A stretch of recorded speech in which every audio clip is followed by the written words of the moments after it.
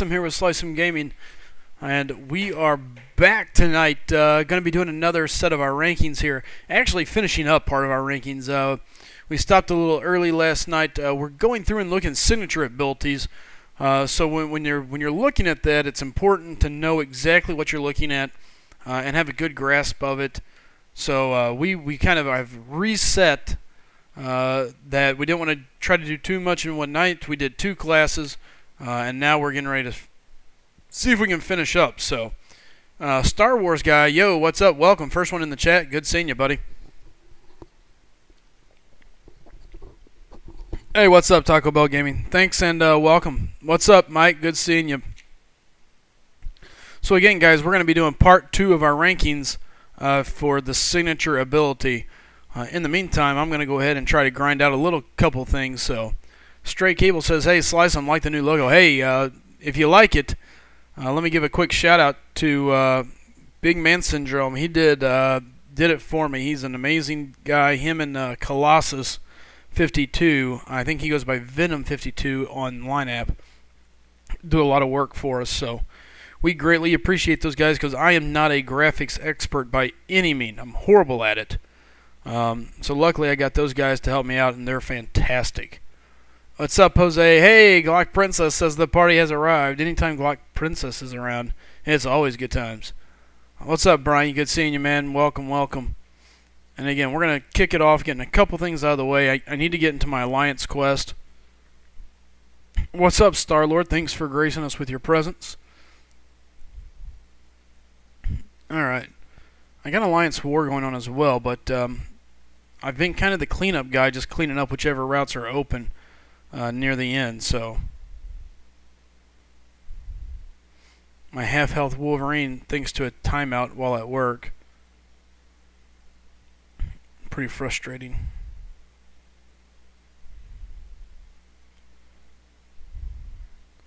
Alright, we'll burn a couple of these energies here in Alliance Quest, and then we'll get ready to do some rankings. So good to see everybody coming out. I do greatly appreciate that. There's Anthony and Jacob. Welcome, welcome, welcome, fellas. Good having you here. Taco Bell Gaming says he's doing his Tony Stark assignment. And he just got his 20th title. Congratulations on being a high collector of titles there. It's insane how many times you can collect that title. But you can barely get the crystal. But hey, that title... look out. You can get that a couple different times.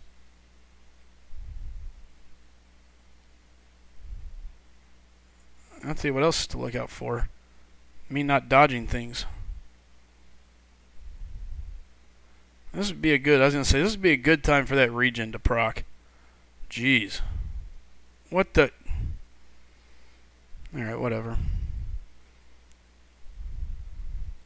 Star Wars guy says, hi, Sly me. Hey, I said shout out to you right out the get-go. You were the first one here, so. Wolverine down. I'm not real sure what happened here. You see, he just stands there.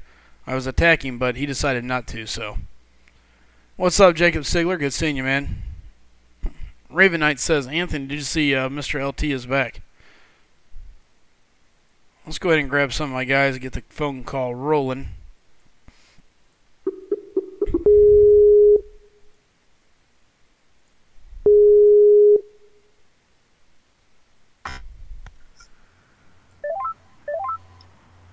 Jacob, Anthony, you guys here? Yeah, Chid, no, I know I'm not supposed to block with my face, and it was really weird. I was swinging with my Wolverine, and then out of nowhere, he just decided to just hang out. You know, it was like, oh, here, I wonder what happens if I just stop swinging. And it's not the first time that's happened with this. Last week, it did something similar, but it locked him in the heavy attack animation. So it was very frustrating. Either way, what's up, fellas? How's it going tonight? Not bad. Nice. Anthony, did you make it here? I did. All right. Jacob, if Chid's ready, go ahead and shoot him a call. No way, Mr. LT's back. That's what they're saying. It's actually good news for me. was actually quite upset when he decided to leave. Am I friends with Chid? I am not. Anthony, are you? Here, I got him now. I won my fight.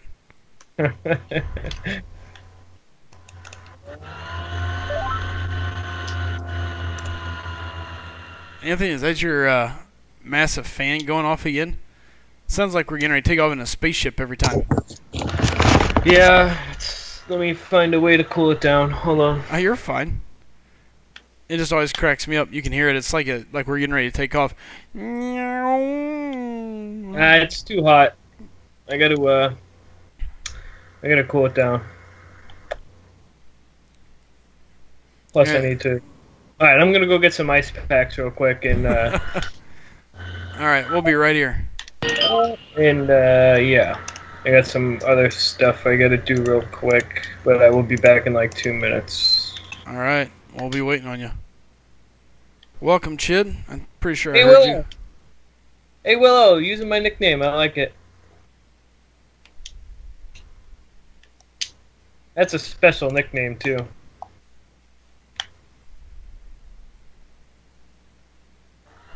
Two Cosmics and AQ, really?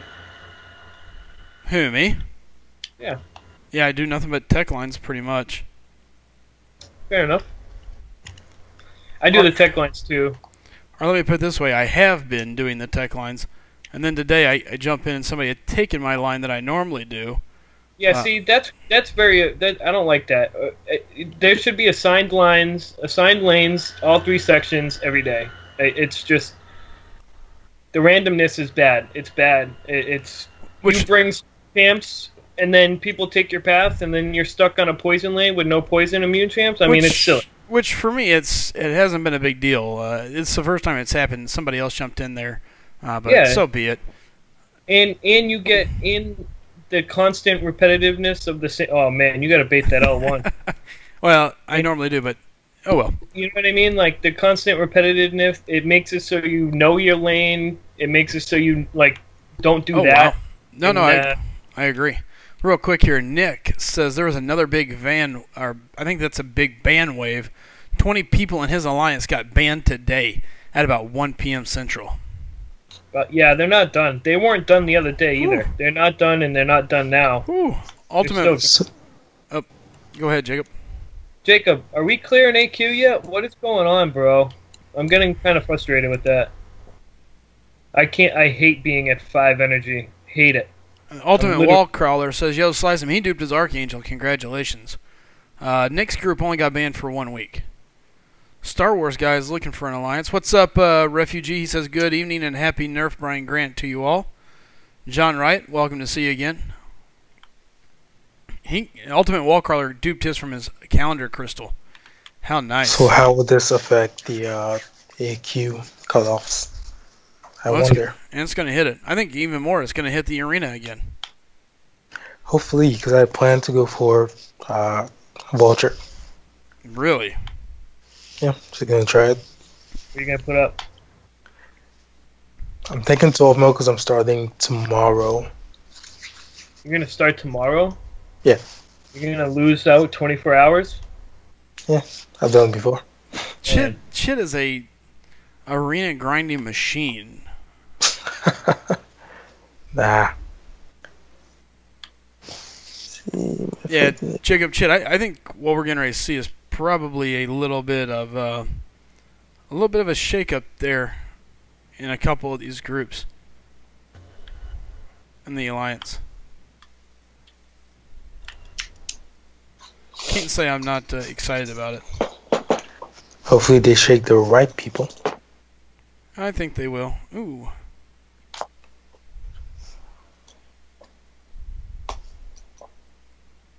Alright, I'll be right back. I gotta go get ice packs.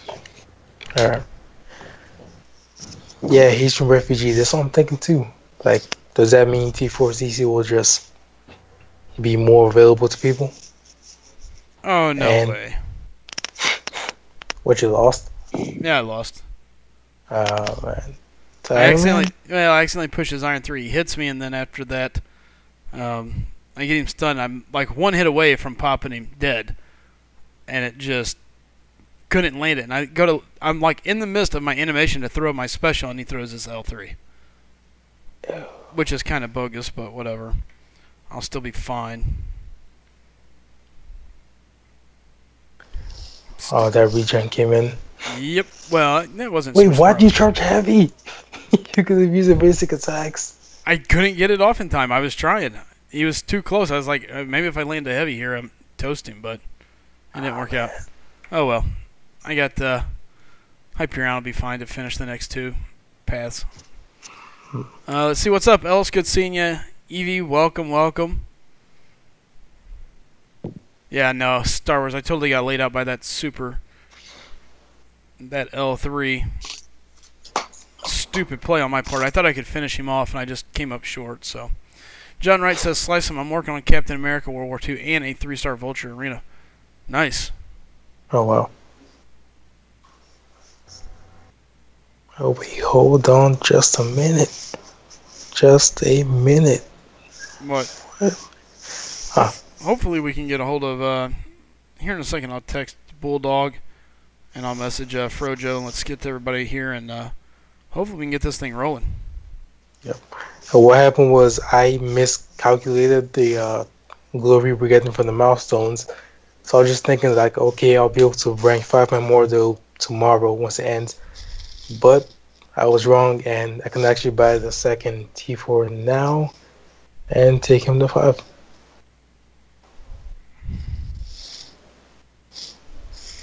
Nice. Tired of getting caught by little stuff that I shouldn't get caught by.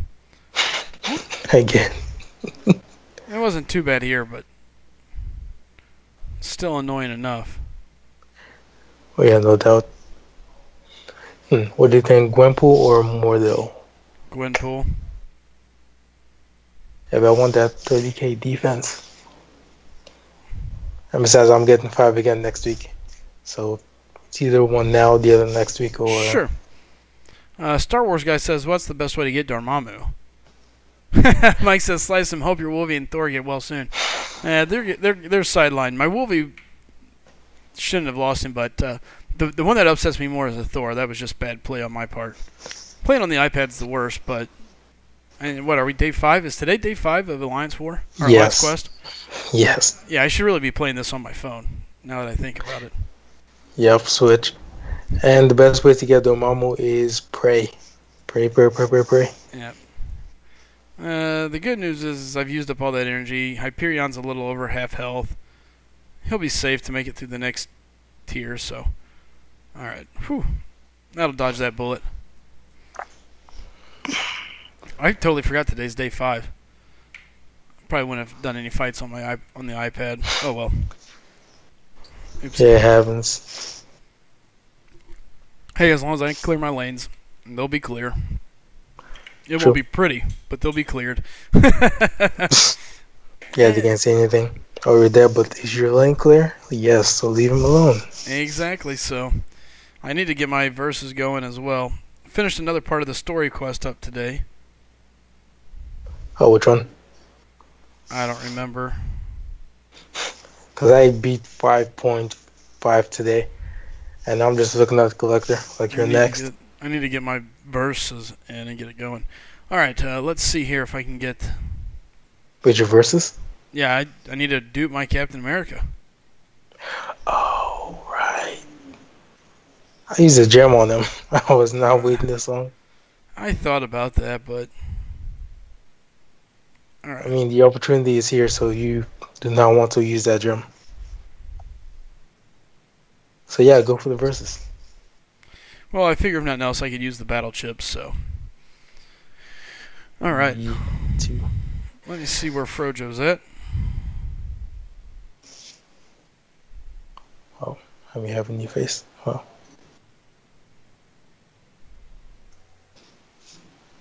Fingers crossed.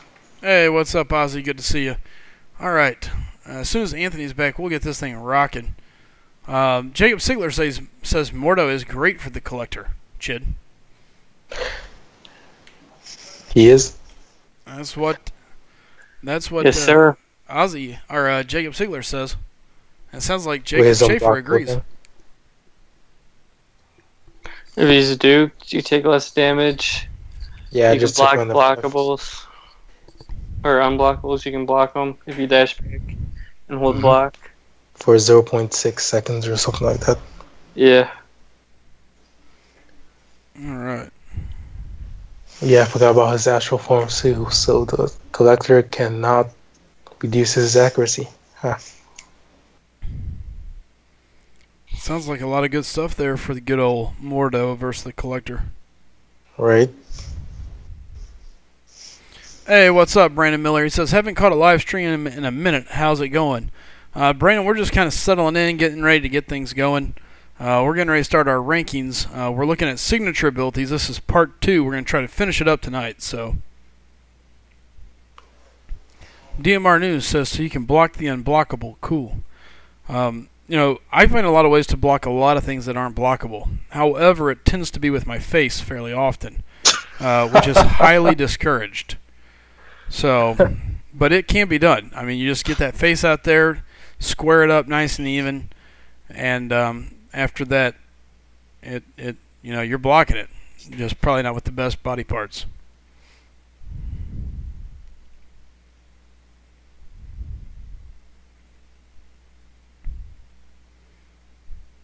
So let's see. After last night, we left off at Cosmic.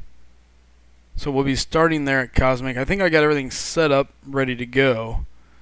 So we'll be able to see all the signature abilities, which will be exciting. Star Wars guy says, how good is Phoenix? Jacob. Go ahead, Jacob, because we know this is your girl. She's very good. Wow. If I were to rate her 1 to 5, 1 being the best, 5 being the worst, I'd give her a 2. So what is it about her that makes her so good, Jacob? Go ahead and fill him in a little bit here. Her damage output, her mechanics of how you build up the charges, to build up the fury, and then you can have the build up charges to have more regen. The incinerate, and then once she overcharges, incinerate causes stun. Just all around very solid champ. Wait, no matter what, you can only regen once per fight, correct? Yeah, it's like Iron Man. Sadly. Alright. Frojo should be coming on the call. I'm here. Hey, there's the Frojo. He is Hello, ready to rock and roll. Again, we're gonna be continuing our signature ability rankings, and this is signature ability dependency, or as we like to call it, SAD. It's sad. Sad. It's so sad. What is wrong with these two? Look, we made sure we did enough crack cocaine and whatever else to make us exciting tonight. Hey, it's been a good day. Not funny. I'm sorry, Anthony. So yeah, but so Frojo's had a good day. My day has been long. I didn't sleep much, so after we got off the stream, I was like, okay, I'm gonna go to bed. And then once again, I got looking through all the different stuff that I like to do. I do all the analytics side of it. I'm looking at how the stream did, how everybody else is doing, what's going on. And I'm like, oh, okay, well, that's good, that's good. And I'm checking some things out, and I'm waiting for it to upload so I can change some things. So I finally get it done. I'm like, all right, I'm going to go to bed. Well, it's 3-something. Well, I go to bed, do a little quick workout, jump in bed, get ready to go to sleep. Can't fall asleep. Oh, well, okay. I turn on Jessica Jones on the TV because I'm way behind on the Netflix series. So I start watching Jessica Jones. Next thing I know, it's like 4:30. I'm like, I've got to go to sleep at this point. Holy smokies. I've got to be up and be at the store early. Needless to say, it's probably sometime around 5 or so before I fall asleep. Then I had to get up at 7:30, and went from there. And I think it is dependency. We changed it, Jacob, so yeah. Alright, with that being said, let's get on these rankings. Because last night we got a late start, and there is a lot to go through. I changed. Did we get the Bulldog? The Bulldog is out. I shot him a text. Oh, man. I said, you good to go? He said, no, I'm out right now. So I don't know what his ETA is. I'm waiting to hear back from him. So we'll kind of pick up where we left off. We left off at the cosmic section, and that's where we're going to start. So let me get out of this. Let's go to these champions. We have to do Phoenix. Can we skip Phoenix? I heard Jacob Sigler doesn't, or Jacob Schaefer doesn't like her, therefore we don't need to do her. Okay, that's a good idea. All right. Excuse me. All right, with that being said, let's kick this thing over.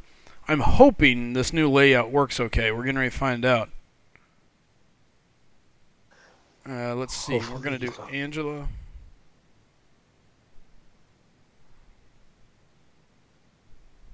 Oh, and I don't have... Oh, I got to find the 3-star. Oops. And if it's too stretched out, let me know. I tried to stretch this so it'd be as big as it could be.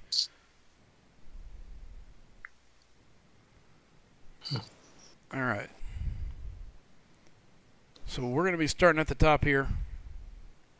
We're on Angela.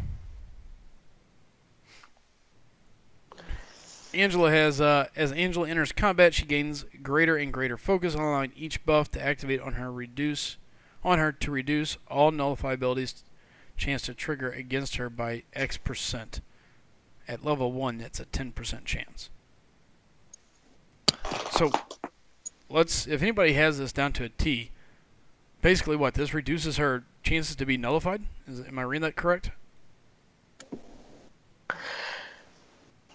I have no idea. Anybody mess I don't with know either. I thought you had I her play brother. with her. I play with her, but I I've never really noticed like the ability. So maybe it's a 10. Agreed. You know, here's the deal. I don't see it. I don't think she has to be awakened to be good. She's a mean. Yeah. She's mean out the box, and for that, I mean, that's the definition of a 10. I mean, you don't have to awaken her to be good. Chid? Yeah, it's a 10 for me too. Jacob, what do you got here? 10. Frojo. It's a 10. All right. Did Anthony. you just awaken her, or that's your 3-star? Sorry, Anthony. That was my 3-star. Okay. Anthony, what you got here for Angela? Oh, Jay is cool. Quit Marvel Contest of Champions. That's why he hasn't been here. Oh, that sucks. We never like to hear people quitting. Don't be a quitter. He spent after spending $3,000 used on MCOC. I finally quit. That sucks to hear. 3,000. And hi everybody that I sorry I was starting to drive. So hey Willow, Taco Bell, someone else said hi to me. I'm missing them. I just saw their name too. Wallcrawler. Hey, what's up? Yep. Welcome everybody. My name is. Good seeing you, J1. Sad to hear that you quit. But we like having you in here. Yeah, Taco Bell, that's kind of what we figured. We just don't see it being something that you have to have. I mean, it just doesn't make any sense. It looks like Anthony's not back yet, so we'll wait for him to get back to answer his. Coming back around. Oh, Anthony, you back? I just can't hear me. What do you got here for Angela? It was mute. It's a 10. It does nothing for her. All right, we got Black Bolt. Each time he is struck by a critical hit, he has a chance to gain a permanent cruelty or fury buff. Each time he strikes with his own critical, he has a chance to gain a fury or cruelty buff for 6.5 seconds. Fury increases attack by X. Cruelty increases crit damage rating by X.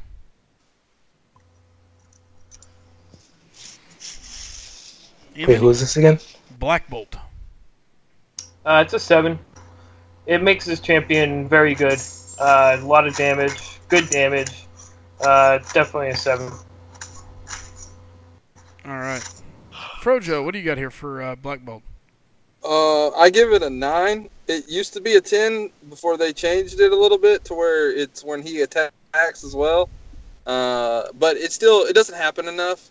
It doesn't happen fast enough. Like sometimes you might go almost to the end of the fight before it happens, and It's frustrating. It's frustrating. I give it a 9. All right, a 9 it is. Jacob Sigler, what do you got?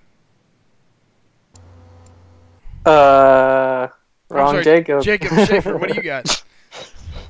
It's a 10. It's a 9. The damage sucks that you gain from it. Sure. Chid, what do you think? Hey, hola, Psionic Sea Lion. And again, welcome everybody. If you're new here, do us a favor, hit that subscribe. We are doing our rankings. We're continuing from last night, starting at Cosmic. So, go ahead. Sorry, Chid, didn't mean to cut you off. What do you got here for Black Bolt? He is good right off the box. I don't think he relies on it. He's one of those plus champions with his signature. So I'm gonna give it a 9, just because it's nice defensively. Sure. I'm gonna give it a 9 as well. I think it's there, but you don't really notice a huge difference. It doesn't change, and it's only on crits. It's not any hit or anything like that. It's only when he's critted. So, all right. Black Spidey. Oh, this one. All right. Great. Whenever activates a special, grants a X amount percent evasion for 8 seconds. So use a special, you get evade for 8 seconds. It's nice, and I hate it all in one. You don't have to have it. I think it's one of those things where I play better without it, and for that reason, I give it a 10. Chid? Offensively, it's annoying as hell. But even though it's nice for defense, it's easy to just ignore completely. 10. Doesn't need it. All right. Jacob, what do you got here for Black Spidey? So he needs it to be a good or decent defender, but you don't want it for him to be a good attacker. And it's not a champ I would recommend using a signature like any Awakening Gem on. So I give it a 9. It's in the middle of that area. All right. By the way, welcome Miggy. Welcome to see everybody. Good seeing you guys all coming in. Again, we are finishing up the ranking system that we started last night. We are on Signature Ability Dependency. So Sad. Frojo, what do you got here for Black Spidey? Oh yeah, I was laughing because I totally agree with Slycem and Jacob. Like it sucks when you're fighting with him and he starts evading, and then you get hit in the face because of the evade because you're trying to parry, and then you're like, what? Oh, he evaded, and you're trying to recover from that and trying to figure out what you're doing. But defensively, it's kind of nice. So I give him a 9 as well, just because of the defense part, like defensive placement part for him. But if it was only on like using as an attacker, I'd give him a 10. So 9 though for overall. All right, Anthony, what's your thoughts here for Black Spidey? 9. 9. All right. And what's up, Miggy? Miggy! And Sassum, if you would kindly explain the ranking system for them one more again. Absolutely, guys. We are doing SlycemGaming rankings, and the way we rank this is every champion gets ranked for the signature abilities, okay? The way it works is we rank 1 through 5. Those are our top 5. And you can only hand out 1 1, 1 2, 1 3, 1 4, and 1 5.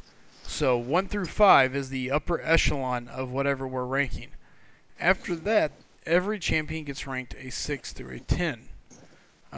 6 being the best score you can receive, 10 being the worst. So, the idea is to get a golf score. The lower the score, the better the champion ranks in our system. You want to get that eagle? Absolutely, get it low. All right, Anthony, Captain Marvel, what do you got? Captain Marvel is a 7. It is fantastic. Significantly increases her attack, makes her one of the best champions in the game. Although there are probably 2 or 3 cosmics I would awaken first, but that's debatable. So it's a 7. All right. And by the way, her ability is right there on the screen. Attack is increased based on stored power. So, all right, Frojo, what do you got here for Cat? Captain Marvel's probably one of the best Oops, and I put cosmic Miss champs. Marvel, My issue with... Am I breaking up? nope, I put the wrong No. Miss Marvel up, or Captain Marvel. Same Oh. thing, but all right, go ahead. Yeah, basically, yeah. Captain Marvel's one of the better cosmic champions. My issue with her is her movie is going to take place in the 90s. Like, and how have we never even heard about this? Like, how does no one know who Captain Marvel is? I don't know. Anyways, but the character in the game, Anthony, what'd you give her? 7. 7? Only because the only reason it's not a 6 is because there's 1, maybe 2 champs you awaken first. Yeah, I agree with that. I think yeah, and she only gets that energy absorption from energy champs, so Yeah, that's true too. 7. Yeah, I'll go with a 7 as well. All right, How's the movie gonna take place in the 90s though? Jacob, what do you got here for Captain Marvel? 6. All right, She's a Mack truck when awakened. Yep. all I bet you right. say that about Phoenix too. Chid, what do you got here? 6, because I actually did use an awakening gem on Mrs., and we are not married. And she is destroying map 5 every day of the week. That's funny. You know, for me, I think awakening her is something you definitely want to do. She becomes grossly more playable once she is awakened because of the damage she can do.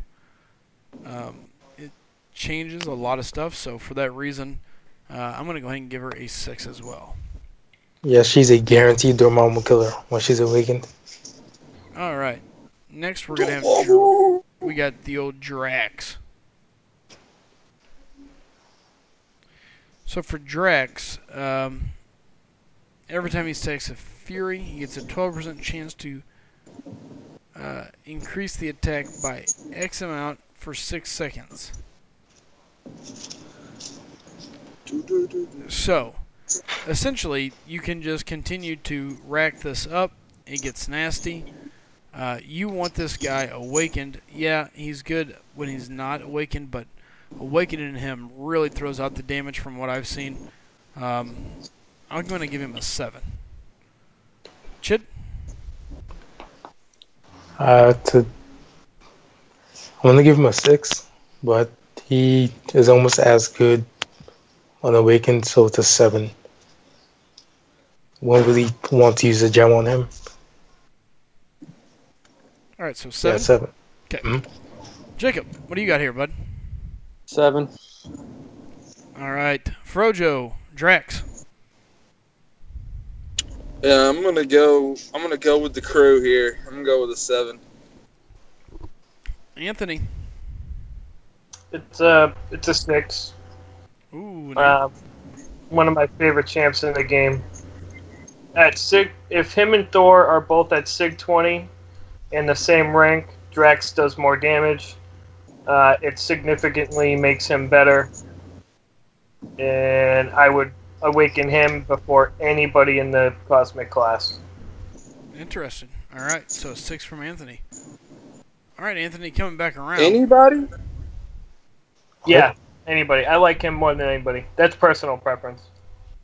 Coming back We're around. totally- Here's an interesting one. Hyperion. Hyperion Yeah. is the second champ I would awaken in the cosmic class. It is also a 6. The duration, the expanded duration of all and buffs is awesome.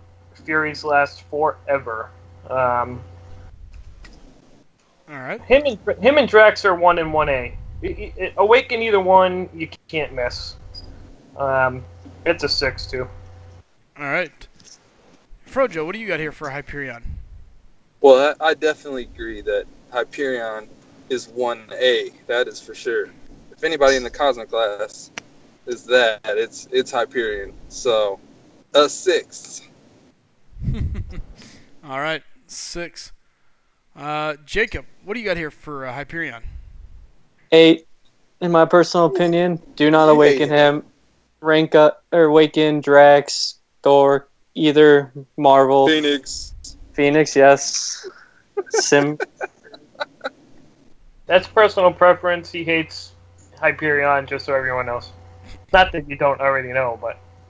And also, I think you get more out of the chance I listed to awaken than awakening Hyperion. Hyperion is Superman. All right, Chid, what do you got? He's a fake Superman. Hype monster. I'm not going to put my personal RNG in front of everyone else because as much as I hate him and don't see the point, I cannot deny the benefits people get from using Awakening Gem on him, so 6. So you do see the point. Yeah, not really, no. 6. All right. So you wouldn't want L2 that does 50k plus damage? How many Furies do you need for that? Who cares? Because I don't get that, man. All right, here's a couple things. Guys in chat, do us a favor. Tell us your ratings as we go. We got guys capable of watching it and calling it out. I'm curious to see what everybody else thinks as we're going there. So, Taco Bell says 6. Hyperion's a 6. I saw that. Outsider, yes. Higher the number, the worse. Champions can get ranked 1 through 5, but only one time. After that, you get a 6 through a 10. So that's where we're at now. Outsider doesn't mean that it's bad. It means that you don't need to awaken them. You don't need to use a gem on them. All right. Because people get the wrong idea. Yeah, for me, Hyperion, man, he's a 6. He's so useful when he's duped. It does last longer. You do notice it. He's very handy duped. All right. Kamala. So for that, she starts to figure out this whole content, increasing her fury by 5.32 seconds and increasing the potency of her fury effects by 10%. Alright, for me, I don't like her. She's handy if you really want to stack fury, I guess. But I've heard people using her being able to lock in the furies. But to me, I just don't see it. I don't think she has to be awakened because I don't think she's good no matter what. And for that, I give her a 10. Chid? Real quick here, DMR says Hyperion's a 6, Drax is a 7, Outsider says Hyperion is a 6, Italian Joe says 6, Jacob Sigler says 6 as well. Bunch of 6s. All right. And Quickshot Gaming says Hyperion isn't defined by his awakened ability. That's true. There you go. Quickshot saying Kamala is garbage duped and unduped. 25. All right. He knows. Chid, what do you got here for Kamala? 10. I wouldn't even take her as a 4. Only way you see me wasting a gem on her is if I sneeze and accidentally press it. Jacob. I would be nice. 9. It's all right. Okay, Frojo. I agree. It's a 9. It's not completely crap. She actually does hit really hard if you actually play with her. So I can't. I as much as I hate on Kamala, like on my streams, normally I dog on Kamala so bad, but when you actually sit down and play with her, she actually hits pretty hard, and her signature ability helps it out. So it's a 9. All right. Anthony, Kamala. It's a 9, but only because everyone else is better. It does not mean she's a bad champ. She's actually very good. She hits very hard. And the L3 is how you lock in the Fury. Okay. Just so you know. And real quick, I just want everyone to know, Kabam has confirmed that Drax's first double hit is anti-evasion. That has been confirmed by Kabam. So what's your ranking here on Kamala? 9. Oh, okay. Coming back around, you got Gamora.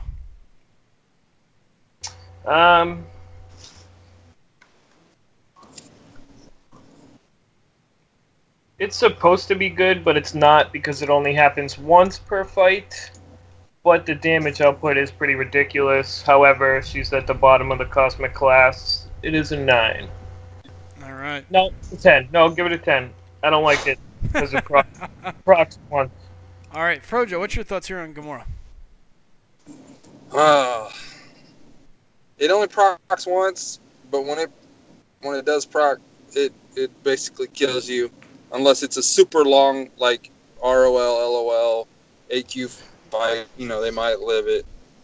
So for that reason, I give it a 9. All right.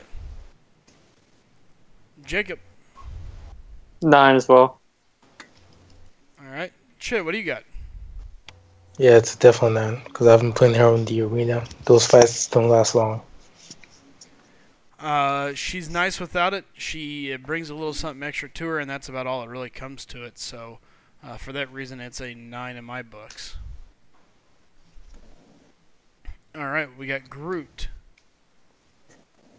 the gentle giant. Oh no! Begins the fight with Pillow limbs. two pacifism charge, whatever. Yeah. Additionally, yeah, that's the word, Chid.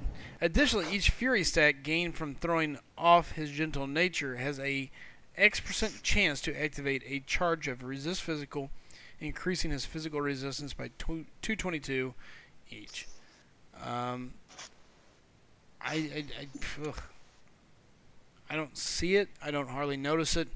I think he gets beat up anyway, and if it helps his physical reduction or resistance, well, I can tell you this, it's not helping him enough, and for that reason, I give it a 10. Chit. Wait, real quick, the chair duped him for you, didn't it? Do what? The chair duped him for you, right? The chair did dupe him for me. Just checking. And I've had him on dupe for the longest time, and I can also say him being awakened is definitely notable because it procs a lot more. You have to wait for a special every time.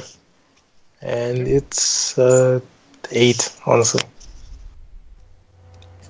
Alright, DMR in the chat says, Groot is an 8. Without his SIG, he is useless. Quickshot said it needs to be able to proc multiple times, going back to Gamora. Gamora would not be OP with that ability. So there you go. Alright, so what are you giving an 8? Who, me? Yeah, 8 for Groot? Yeah. Alright, Jacob, what do you got for Groot? 8 as well. It does make him better, but it's not in the using a gem on him worthy. Alright. Frojo.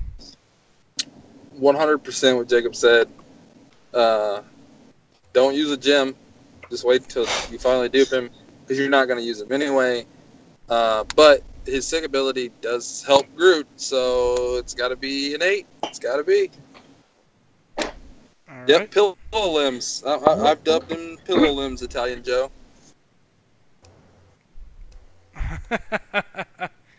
All right, Anthony, what do you got here for Groot? 10. A big 1-0. All right, after Groot, we got the girl. Tree hater. Yeah, we got the girl Phoenix. Oh no. Oh yeah, right at the Phoenix.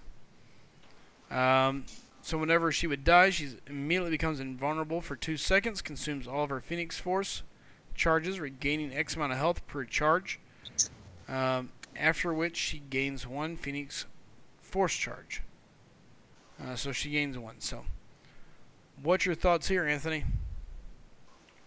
Regen is regen is regen. It's a 7. She's awesome. All right, so What about 7. that prestige, Anthony? You don't mention the prestige? Oh yeah, true that. Thank you, Frojo. Thank you. Yes, top prestige, right? Top cosmic prestige. Yeah. No. She's Yeah. like top 4 in the game. Yeah, she's Carnage. Yeah, Thanos is higher. Thanos is higher, but yeah. I thought didn't Carnage top her? No. No. Okay. So yeah, she's still top. Yeah, top 3 prestige in the game. So there's that too. So make that a 6 then. Thank you, Frog. There's our boy Nerdliest Crew. What's up, John McKenzie? Welcome. Good to see you, Italian Joe. You're welcome, Anthony. You're welcome. All right. What do we got here? Frojo for Phoenix. I give her a 7. I don't think she's a 6, but you gotta awaken her though. As soon as you get her, so she's gym worthy, cosmic, not a generic, but you gotta awaken her as soon as you get her. 7 though. All right, Jacob. 6. I hate you. Chid, what's your thoughts? I'm giving it a 6 because unless I'm mistaken, you can stack those Phoenix charges and increase her regen that she gets. Yes. Correct. Yep, just by heavy attacking. Yep. You also get And special too, yeah. You also get increased power. Yeah, because you can get an instant SP3 by just using her special one with enough Furies or charges. All right. So Chid says a 6. I'm going to go with 7. I think it's important to have her duped. She's not horrible without it. She's still an okay champion, but she is instantly a much better champ as soon as she's duped. So for that, I give her a 7. All right. We got Ronan. Let's see here. Ronan! Punishing them for each of the buff effects with 55.2 increased attack per active buff. Stuns for X amount of seconds. Duration increase for each buff the opponent has. So this is what people used to stun for a long time. I haven't used it a whole lot here lately. I never had him as a 4-star, but I've heard it's definitely useful and handy. You know what? I'm going to give him a 7 as well. I know it used to be massive. I don't know that it's as important as it used to be, though. Chid?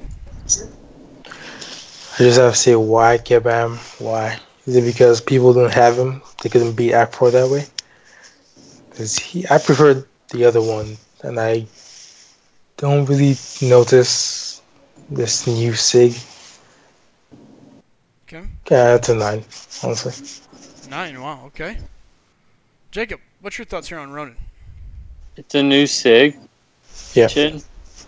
Before he used to stun, now he does more damage per buff. He increased the stun too. Yeah, he still has the stun as well. What? Mm-hmm. Do you not read the screen, buddy? I mean, No, I'm looking elsewhere. He's writing the paper at the same time. It still increases the stun. Ronan's stun debuffs also gain a basically X amount second duration increase for each buff the opponent has. Oh, that changed my reason completely. It's 7, only because people will be pushed to that point if they don't get him from a level. Okay. Jacob, what do you think? 7. Frojo. I think he's super situational, and how they fix Ronan is that when he does crits, he has a % chance to give the opponent a buff. If they do that, Ronan will become a 6 immediately. Mm-hmm. He's the accuser. I mean, he can accuse them of anything. Yep. So if they do that, if they gave it to where he can on crits have a chance to give them a buff, that would make Ronan an instant god tier champion because of the stun lock situation. So what'd you say? So I'm giving him an 8 for how it currently is, but they need to fix him. They need to change it. All right. Anthony, what's your thoughts here on Ronan? I agree completely with Frojo. Just copy what he did and said. All right. Up next, we're going to have Superior Iron Man. Alright. Arc overload, as we all know. So once he's under 15% health, he has a burst of X amount of health. Also, while in overload, Iron Man also gains an armor up for 6 seconds, increasing his armor rating by X. Alright, Anthony, what do you got here for Superior Iron Man? It's a 7. The only reason why it's not a 6 is because there are a few others that you do before him, but he is definitely Cosmic Gem worthy. This regen is awesome. Alright. So what'd you say? 7. 7. Sorry. Frojo, what do you got here for Superior Iron Man? I think he's another 8. I don't think he's a 7. I thought about it. I think he's an 8. Alright. Jacob, what do you got? 6. He needs that regen to be good. And he has decent prestige. So. Chid, Superior Iron Man. Change mine to 7, please, Slice him. I forgot. Yeah, if he didn't have that regen, he would be crap. So, yeah, 7. All 7, right. 7. Dependency. It's all about that dependency, fellas. Yeah, that makes it a 7 then. Well, personally, I will not waste a gem on him. Still a 7. Yeah. Don't use a gem on him. I wouldn't either. Superior Iron Man, he is a champion that can help you get through a lot of stuff. He's not a bad champion to have. The heal is great when you're learning to play the game. It's a bailout. It allows you to do a lot. So you guys are hating. I think it's not a bad thing. He's super dependent on it. Once he's got it, you can use him a lot early on. You can use him in war, and it can be used over and over and over again in questing. So how can you give it anything less than a 6? I mean, I'm hating. That's how. Here, let me put it this way: if you get him early, if you've got him early on, and you don't have one of these other big name cosmic champs. There's nothing wrong with you using Superior Iron Man. He still hits hard. He's got regen, and the thing is once you get him back up, if you finish the fight, you got that regen in your back pocket all over again. So yeah, but you just said it. There's like 4 or 5 champs you do before him. Correct. That's why I would, again, you've got 6s and 7s on him. There's people that's going to score much lower. Look at Hyperion. Look at a couple other guys. There's going to be guys lower than him. So that's because somebody was hating on Hyperion. Correct. If it would have been for a little bit of hate, it would have been. You would awaken Superior Iron Man over Hyperion? Yes, 100%. Well, I know you would. Here, I can tell you this. I think Superior Iron Man depends on his awakened ability more than Hyperion. We're looking at dependency. Right. Hey, Jacob. Well, would you do that, is what I'm asking. No, probably not. But I'm not looking at which one I would awaken first. I'm looking at which one depends on it. As much as I am which one I would awaken first. But I think Superior Iron Man is not a bad choice being awakened. The regen, especially for questing. Early on in the game, he can take you places. I'm not saying he's an amazing champ, but he's not horrible. He gets ripped on a lot for no reason, really. He's not that bad. He's an AQ baller too. Yeah. Jacob says he's absolutely a 6. What's up, Camaro? In DMR News, I will agree with this a little bit that he said. These Iron Man champs are bugged. They are not regenning sometimes. And because of that, he would give him an 8. Look, you got to take the fact out that sometimes they're assassination. Assassin, yeah. I was gonna say that's assassins, not a bug. Yeah, assassin. Yeah, that's other things kicking in there. It's there, and assuming you can pop it, it's good. So, all right, Venom. Venom's bloodlust triggers whenever the opponent bleeds, increasing critical rating by X. Additionally, while the opponent is bleeding, critical damage rating is increased by another X. So rating goes up and damage rating goes up. You know, it only works if they're bleeding. Man. Critical rating and critical damage.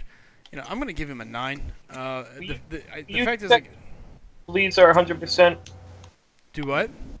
Check to see if his bleeds are 100%. Well, you got. What do you mean 100%? Isn't it on the special 3? Yeah, all attacks are a 7% chance. Okay. Special 1, nope. No, he has no guaranteed bleed. None Right. whatsoever.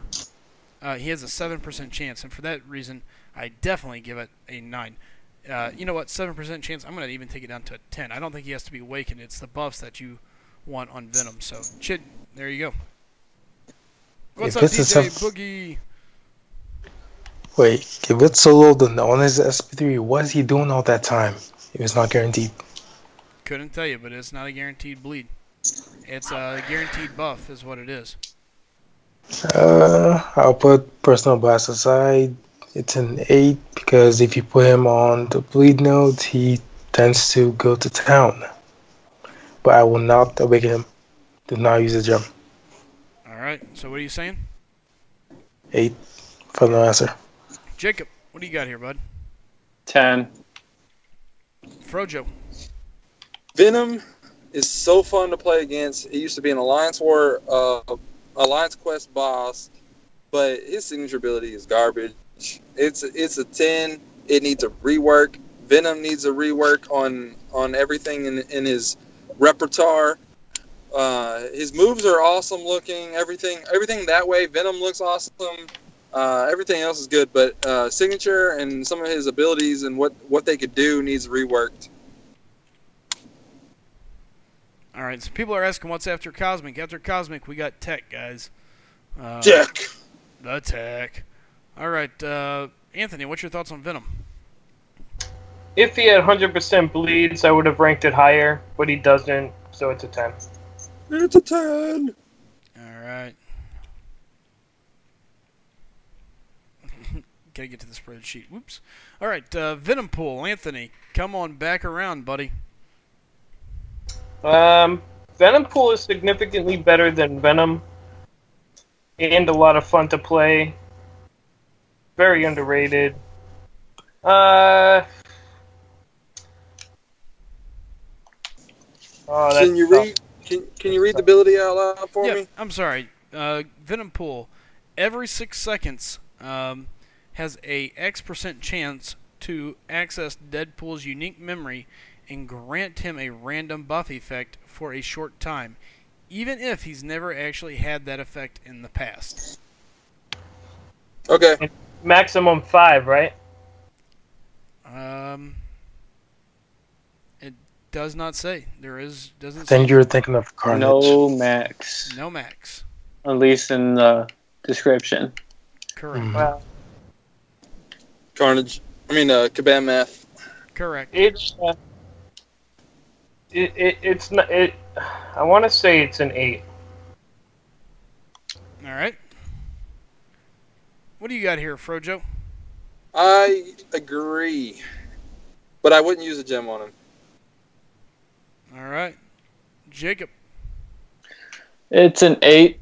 He doesn't need the sig ability to be good, but if you dupe him from a crystal, you're not disappointed in duping him. It helps him.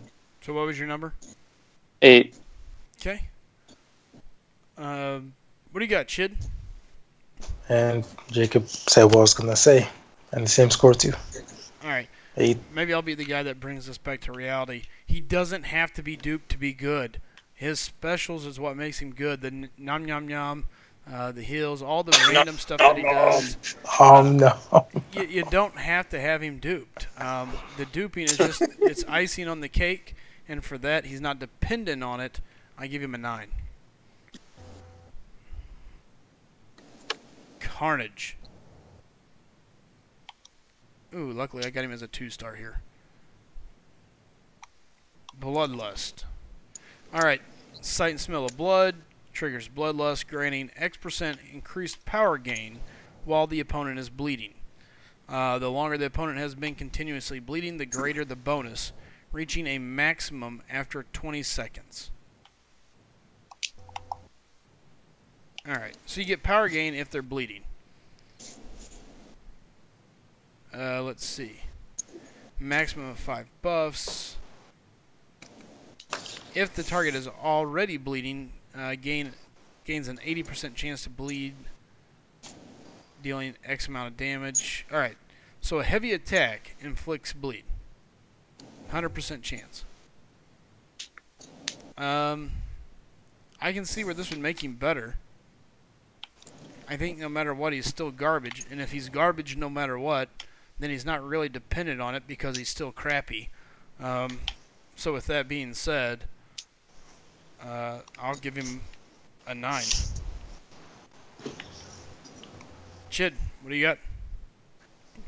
Unless you're a prestige hunter, that's the only way I see a 9. All right. So none. Jacob. 9. Frojo. Get out of here. This guy needs some help, and they need to go consult another game company or something, and to help my boy Carnage out. So I'm gonna give him a 10. Screw the prestige on this champ. He's horrible. Somebody Amen. help this man. Amen. All right. Who knows? They may change him once the Venom movie comes out. Let's see what do you got here, Anthony. 10. Dude's garbage. I don't disagree. All right, Garbage. coming back around, we got Thor. Thor reads like this: stunning him increases his attack by 185 for 4.5 seconds. If he stuns the opponent, he tears their armor, reducing it by X. Sig 99 is 3081.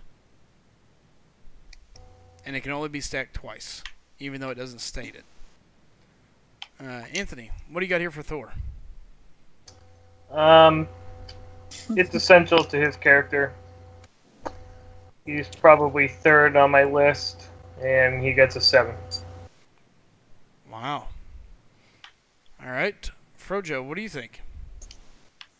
DMR says Garbage is a 20. And which champion are we on? I we missed are on it. Thor. Thor? Oh, he's 6. All right. Jacob gave him a 5. Chid, what do you think here on Thor? He absolutely depends on it. Okay, not absolutely, but he definitely depends on it. I did use an Awakening Gem on him. I advise the others to. It's a definite 6. This is the one time where I would channel an inner bulldog and say, what are you thinking, giving him a 7. This guy is almost a top 5. If there wasn't a couple other champs that we just saw that had to have it a little bit more, I mean, Thor is the exact example of having to have his ability awakened, because without it, he's not going to put a champion down. It takes twice as long. Once that's duped, you just mow through champions. He's a 6 all day long and twice on Sunday. Now, if you channel your inner bulldog, you'd have said much more than that. Well, that's true, but I was trying to be polite about it. All right, Miss Marvel. All right, I think this one's pretty simple. If you scroll up and look here, we've kind of basically already did it when we did Captain Marvel, and because of that, it's the same for me. It's a 6. Once she's awakened, she hits like a truck. Chid. Who? Miss Marvel. 6. Jacob. She's self-explanatory. 6. She is the better of the Miss Marvels, and I wish it was her 5-star in the crystal and not Chickenhead. Chickenhead. All right, Frojo, what do you got here, buddy? 100% behind what Jacob just said. She is the better Miss Marvel. And, yeah, a 6. Definitely. All right. Anthony, what do you got here, bud? Same as Cat Marvel. Essential to the character. Extraordinarily powerful. She is, the difference between the two, nobody knows. One has a 10% chance to proc Fury, the other has 11% chance to proc Fury. Miss Marvel being the higher of the two, it's a 1% difference, but it's a big difference. She gets a 7 because she is 4th on my list of cosmics I would have. All But right. it's essential to her. She is legit. All right. Coming back around. By the way, Bulldog, did you make it in? Barely. The Bulldog is in the building. Bulldog, it's good to finally having you back again, man. Hate to hear it. Sounds like you had a little bit of time. DMR says Miss Marvel is a 7. She already hits like a truck unduped. Yeah. All right. So here we go. Welcome, Dicer. Good seeing you. S2K, welcome. Again, guys, if you're new here, do us a favor. Hit that like button. Hit that subscribe button. Share it. Bring some people in. We're continuing to grow, and we greatly appreciate it. Help us out as we do that. So, welcome, Bulldog. Real quick. Yeah, Chid. My mic was on mute. I forgot to say they made them the same. It's both 11% for both of them. Is it? Yeah. I'm not so sure about the attack because on this account I have one as unranked and the other is a rank 4. Yep, you are so correct. I can't really... It is both 11% now. All right, real quick, Bulldog, what do you think for Miss Marvel? What's her signature ability dependency rating?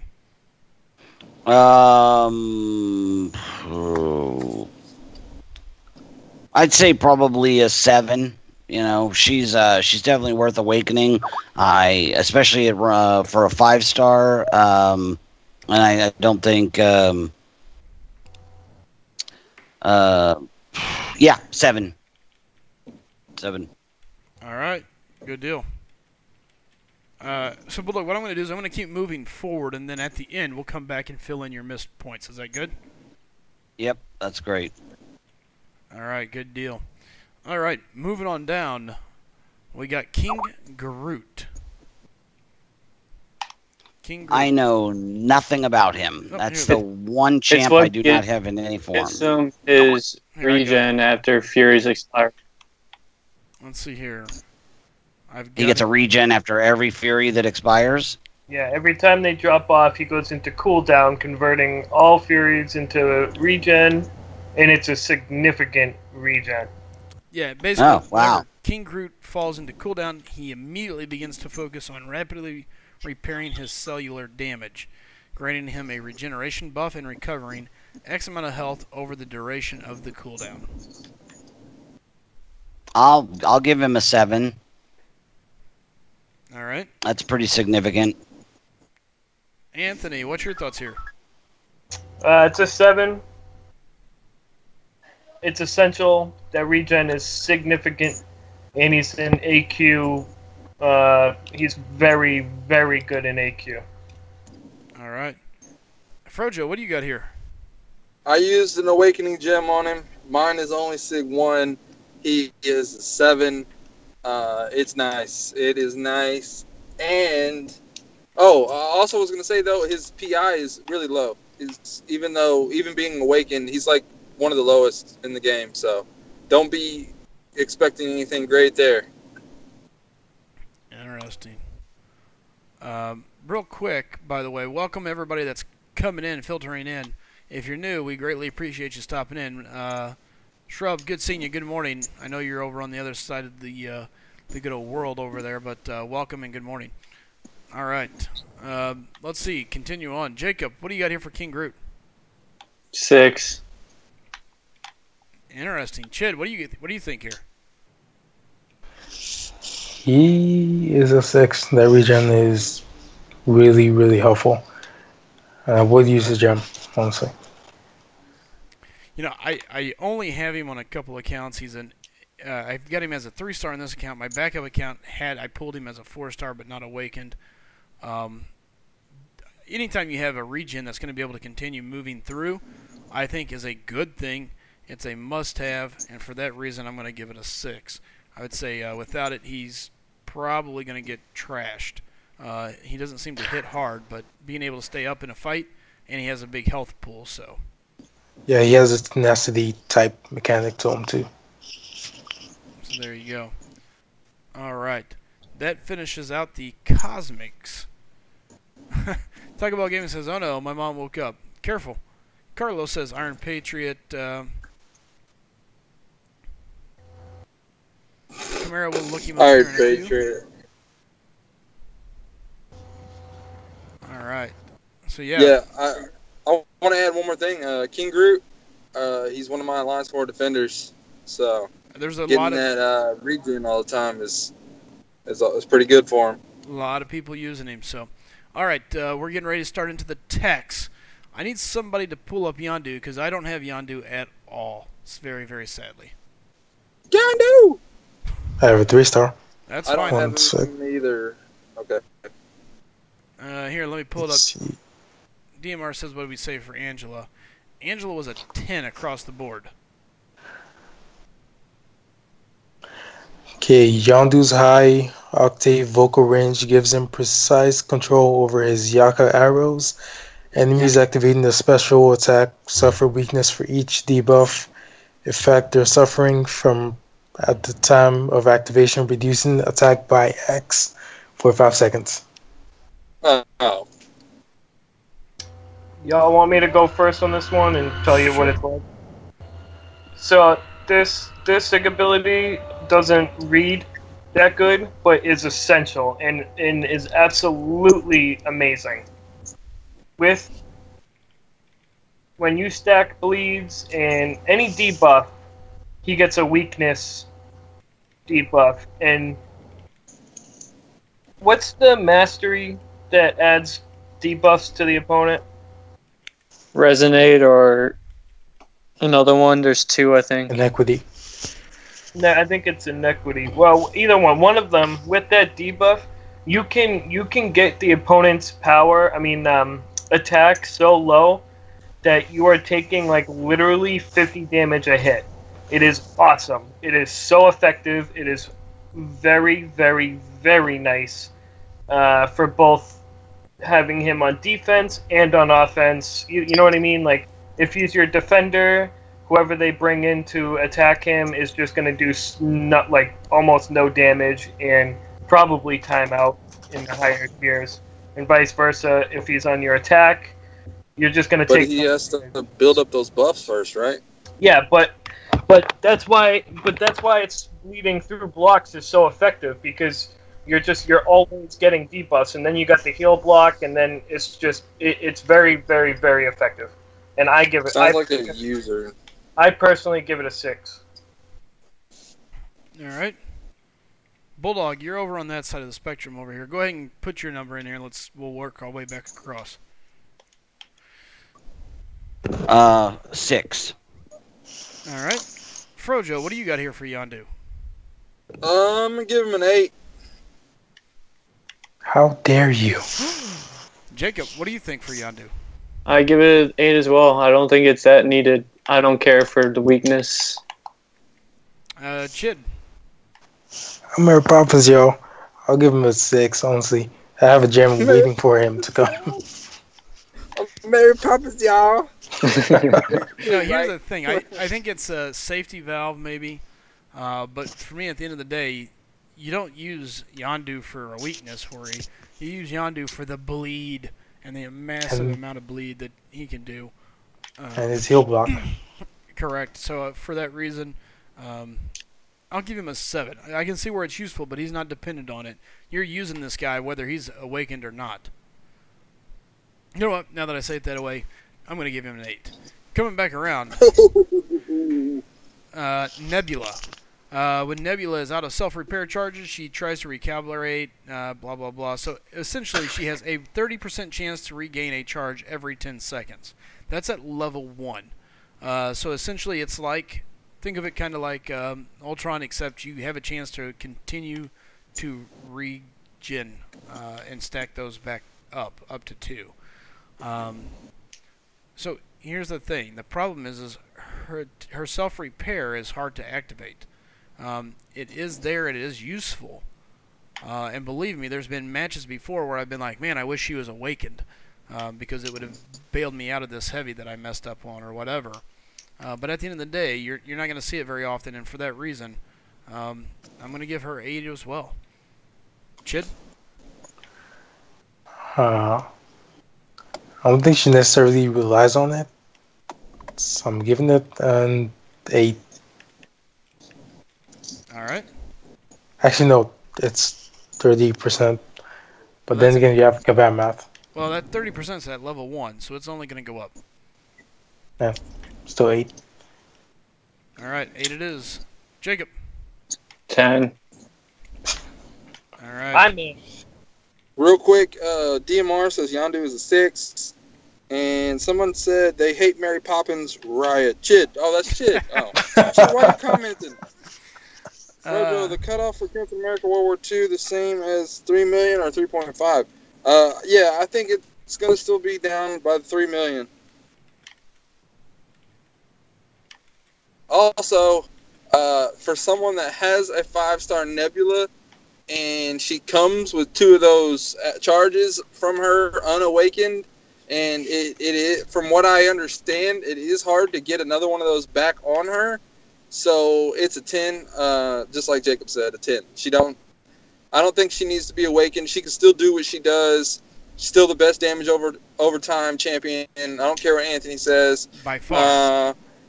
But don't use a gem on her. But I do think she's pretty good on prestige as well, though. I think she's kind of up there. I think. I might be wrong. Don't take my word for that. Okay, bye. Anthony, what do you got here for Nebula? 10. She's garbage. The shards are more valuable than she is. Such a shame. All right. Bulldog, what do you got here for Nebula? I'd give Nebula a 9. I'm not going to say worthless, but not worth much, I think is a better description. He said worthless, by the way. All right. Who said worthless? All right. Ultron coming up. Here's one of them. Ultron. That is all Ultron absorption. Yeah, Ultron is one of those ones. Ultron's going to be a 9 as well. He does not need that signature ability to be awesome. He's already awesome. He's going to stay awesome. The signature ability is only going to help you out occasionally against certain champs. So yeah, you would not. You would only awaken him if you needed the prestige, really, in my opinion. And even then, you should not use a generic for that. That's for certain. So 9. All right. Anthony. Ultron's one of my favorite champs. When awakened, his survivability goes through the roof when fighting energy champs. But it is true, he really does not need it. I'm going to give him an 8, because it kind of goes both ways. I'll give him an 8. All right. Frojo. A Willow was saying he gives him a 10, doesn't need it. I kind of agree with that. I'm going to give him a 9, though. Yep, 9. 9. All right. 9 it is. Jacob, what do you got? 9.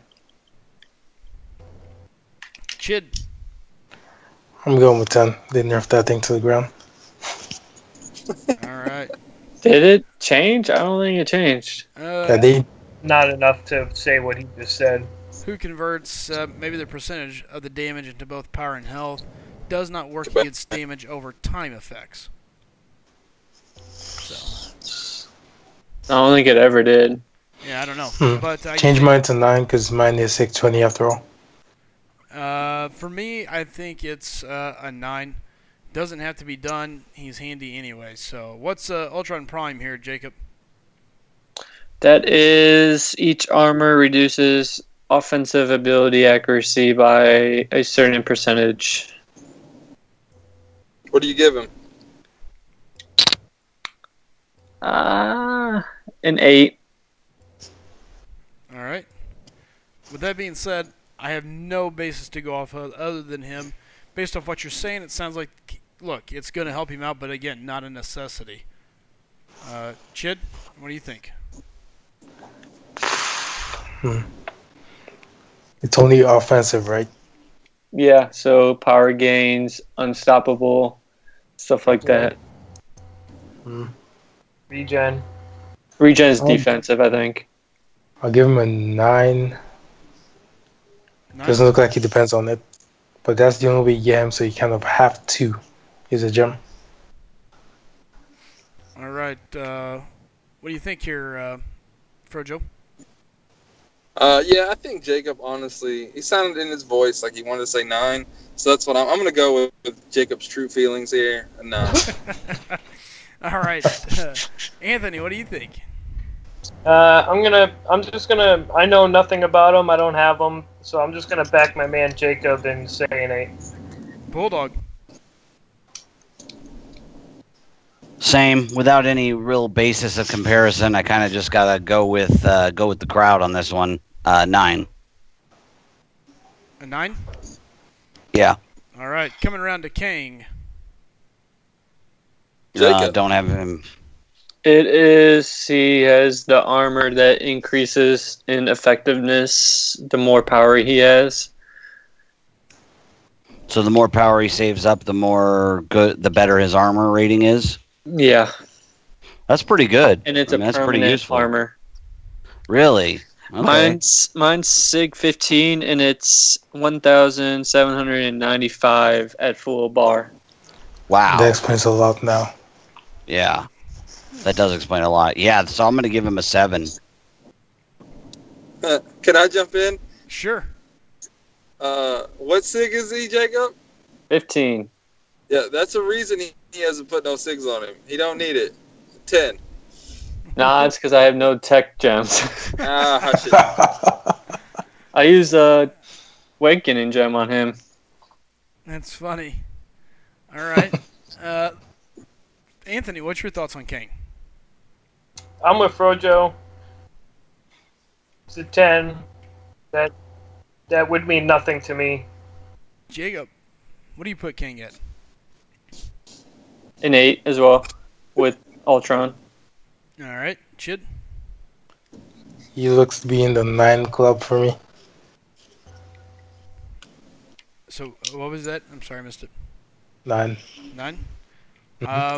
Based on what you're saying, I'm going to give him an 8. It sounds like it's useful, but not a must-have. Rocket the Raccoon. Good old Rocket. Rocket increases crit rating for every 10 consecutive combo hits. Now, I understand he's been hurt by the 12-0 patch. Specifically diminishing. I'm gonna diminish what? Diminishing returns apparently has hurt him. Explain how diminishing returns hurts his increased crit rating. All right. So, in layman's terms, diminishing returns makes it so when you stack things, each level that you stack lowers in value. So, sure. The first stack you'll get 10, the second you'll get 8, the second you'll get 6, and so on and so on and so on. So his SIG ability used to scale exponentially, and now, so basically at SIG 99 then, it's significantly higher than SIG 99 now, basically, in layman's terms. That's the easy way to describe it. Sure, I kind of get what you're saying. I guess it blows my mind that diminishing returns would affect a champion's signature ability. I mean, that's kind of like saying, okay, here's Star-Lord, his signature ability is going to be affected by diminishing returns because it stacks with every hit, which I guess is different. It's not an actual buff, maybe, but yeah, it sucks. Rocket used to be a poor man's Star-Lord, from my understanding. I never really had him or got to play with him much. So with him being hit by it, I'm gonna give him an 8. So yeah, I haven't seen it enough to know, but I'll give it an 8. Diminishing returns definitely apparently is hurting it. So, Chid. I'm giving him an 8 because he doesn't really depend on it, and it's 15 hits. How many times past the S2 you go beyond 15? So I'm not really sure. So yeah, 8. All right. Jacob, what do you got? I give him a 7. The Awakening ability is what makes his 5-star a Labyrinth candidate. So it's still not bad. All right. Frojo, what's your thoughts on Rocket? I'm giving the same thing. I'm giving him a 7. Anybody that can do Labyrinth and their signature ability is what makes it cause that, you gotta consider it. Don't disagree. Anthony? Yeah, it's a 7. Also, he has decently high prestige, so there's that too. Yeah, he used to be the go-to for tech. Oh, yeah. Bulldog, what do you got here? Yeah, I'm going to go with a 7 as well, for all of the reasons listed above. Obviously, it's a signature ability that drastically changes his usability as a champion. It's no Star-Lord, but it's pretty close. So yeah, 7.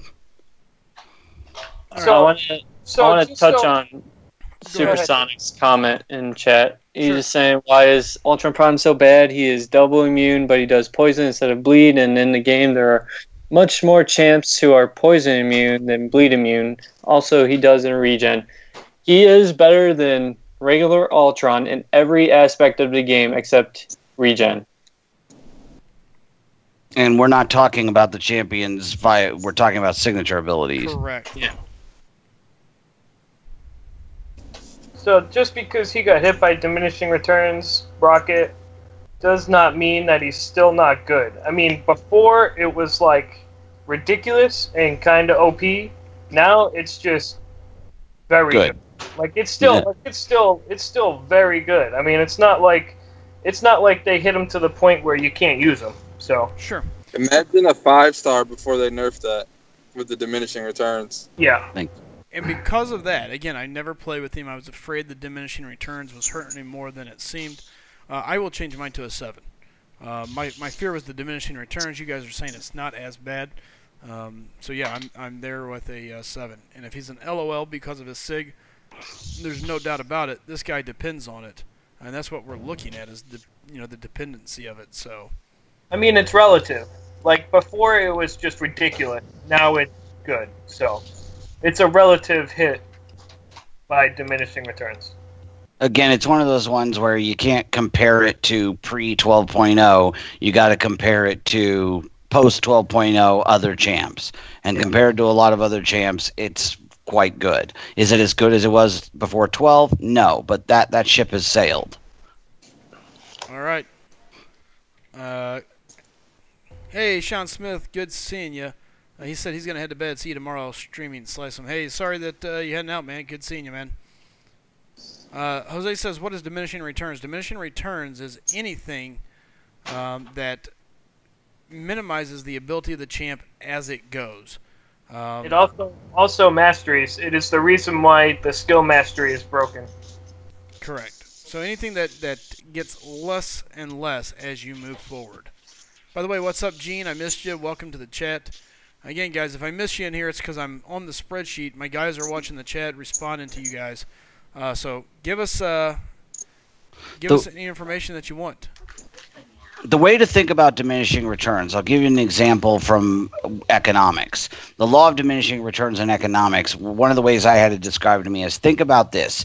You are a starving man who is very hungry, and you have a pizza in front of you. It's a giant pizza. The first slice of pizza that you eat is awesome. You're starving. It's good pizza. It's excellent. The next piece, really good. Not quite as good because you already had that first slice. And as you go on, every slice that you eat gives you less and less satisfaction. Now you're getting full. Now you're feeling fat. Now it's too greasy because you've had so many. That's how diminishing returns works, is that each section is less enjoyable, or you get less out of it than the previous.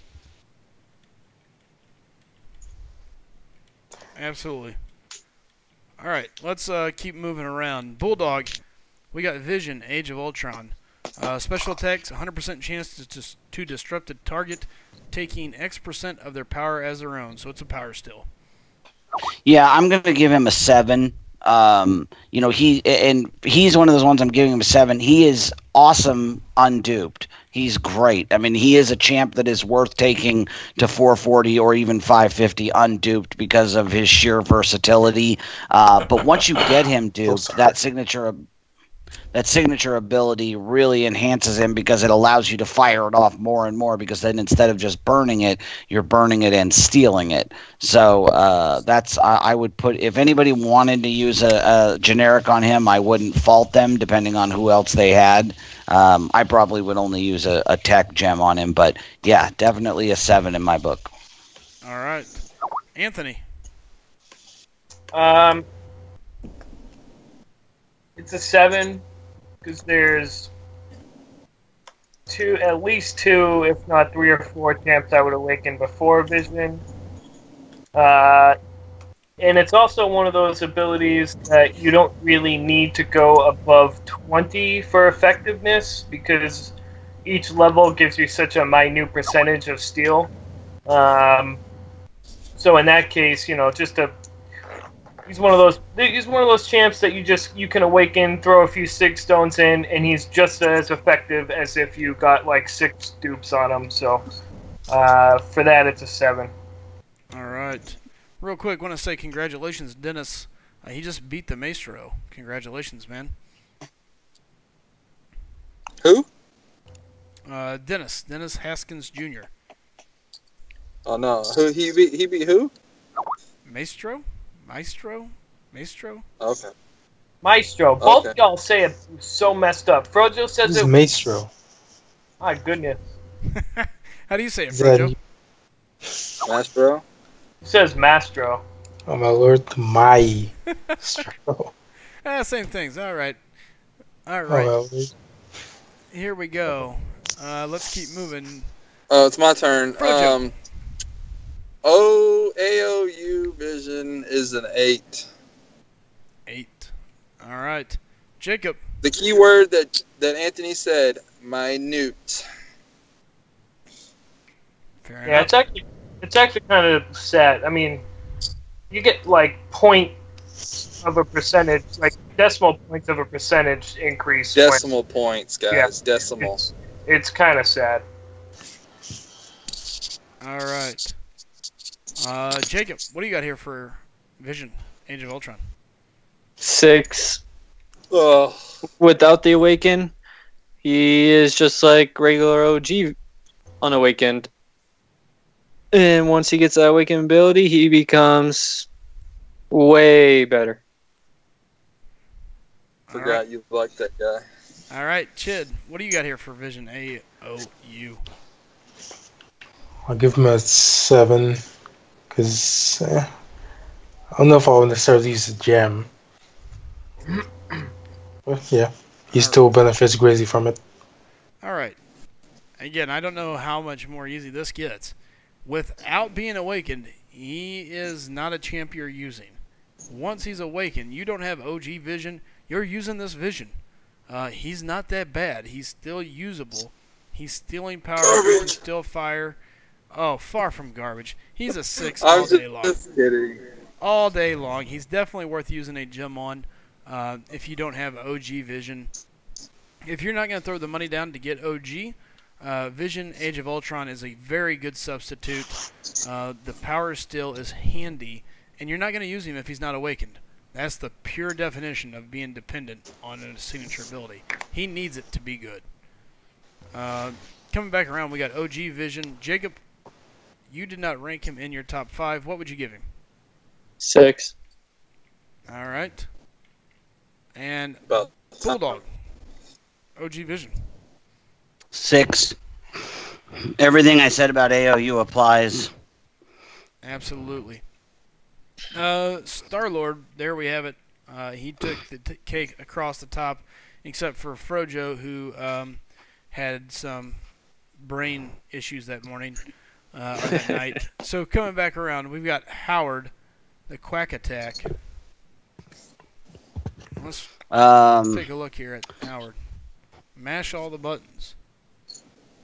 All right. When brought below 60 and 30% max health. Has a X amount of percent to chance to trigger a self-repair or thunderquack. Both effects last 7 seconds and are interrupted if Howard is stunned. Thunderquack deals X amount of energy damage, self-heals X amount of health. Now, What? so just out of curiosity, interesting enough, though, if you stun Howard the Duck, the Thunderquack goes away? Yeah. Oh, No, Thunderquack never goes away. that's not how this reads. Alright. Oh no, before it happens. Alright. So Okay, I'm with you. it's like before it happens. Ultron, right? It's like Ultron. If you parry him or stun him, whatever, while it's processing, you will stop the Thunderquack from happening. But once the Thunderquack procs, there's nothing you can do about it. You can stop Ultron's regen when it's going. Yeah. Yeah. Right. But I know. But I'm saying So like that's not the case for Howard? Once it No. starts, you can't stop it? Regen, you can still stop it. Thunderquack, you can't. only while it says processing can you stop Thunderquack. Once Okay, it but does- what we're saying is, with Ultron, even if it's running, you can stop it if he gets stunned. And that's No. not the case for Howard? no, if you listen, the second part is once it procs, it's there for good. You can't do anything once it procs. But if you parry Okay. him before it procs, it will not proc. I don't think Howard has processing, does he? Or does he? I don't He know. does. No. Okay. Well, he may, but you can interrupt his heal. I know as it's going. Yeah. So, I was just curious about the Thunderquack because the way it reads, it says both effects last 7 seconds and are interrupted if Howard is stunned. Okay, so it's just like Ultron then, where it can be stopped. Correct. Regen, yes, not Thunderquack. Not the Thunderquack. Only- Right. during processing. All right, so there you go. Sorry, guys, we're all making sure we have this down to the T. With that being said, Bulldog, you're up. Howard the Duck.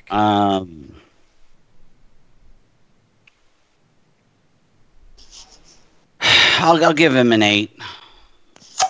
An 8? All right. Yeah. Anthony, what do you think here for Howard the Duck?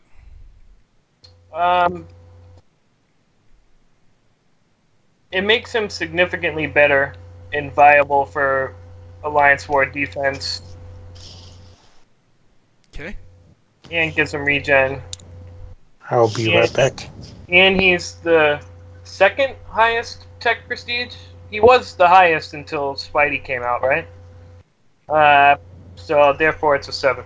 I think he's third. I think he's behind Stark, Spidey, and Punisher 2099. Yeah, I wasn't sure about Punisher. I didn't know if Punisher. He's up there. I think he's top 7 in Yeah. the game. Okay. All right. So now he's the third highest. So yeah. I think Punisher's number 1 by 1 point over Stark, Spidey. All right. Oh, didn't mean to do that. All right. So there you go. Anthony gives him a 7. Frojo, what's your thoughts on Howard? Howard. Yeah, let's go 7. 7? Yeah. All right. Jacob. 7. Chid said he'd be right back. Hey, change my AOU to 6. I'll quit hating. Wow, you're letting them. You're letting them change your mind. Well, it's the truth. I was trying to rile up people and it didn't work. No one gave in. That's funny. All right. Howard the Duck, Chid's gone. For me, the Thunderquack is what's nice.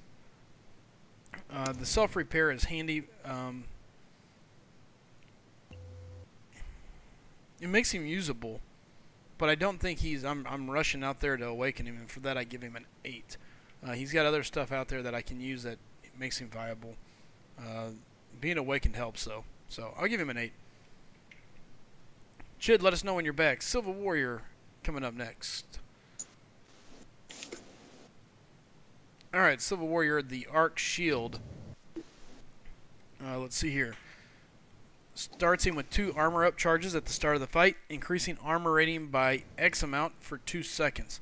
Additionally receives an X% special damage resistance while blocking. It's plus 30% when fighting mutant champions.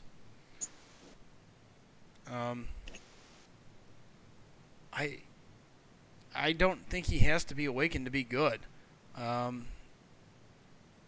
Most of your specials, you're baiting. You're not taking damage anyways. You know what? I don't think he has to be awakened. I'm not using him for that any at all. I give him a 10. Jacob? I give him a 10 as well. All right. Frojo. 10.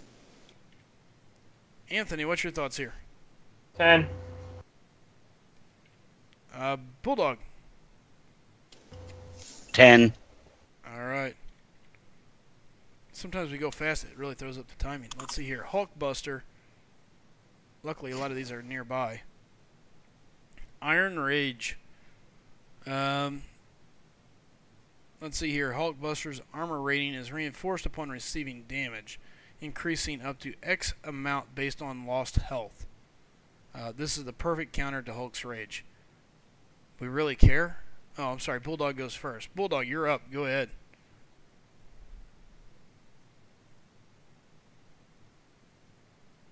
Bulldog?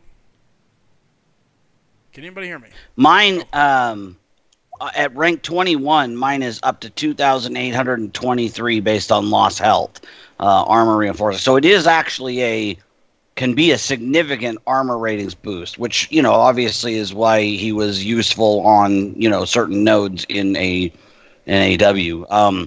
I'd say, but I would say his signature ability, him as a champ, I don't think it's vitally important, so therefore I'm going to give him a 9. All right. Anthony, what's your thoughts here on Hulkbuster? Mm. 10. I wouldn't do anything with him, but just let him sit in my roster, and if I pull another Hulkbuster through a crystal, so be it, but that's about it. Makes sense. All right. Frojo, what do you got for Hulkbuster?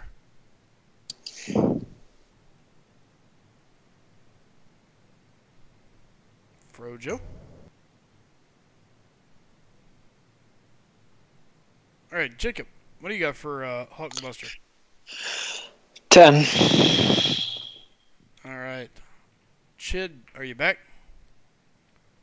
All right, so we're missing Chid and Frojo for a second. For me, it's a 10 as well. I'm not looking forward to it. It doesn't matter to me. I'm not concerned about it. If I get it, great. If not, not a big deal. All right. War Machine.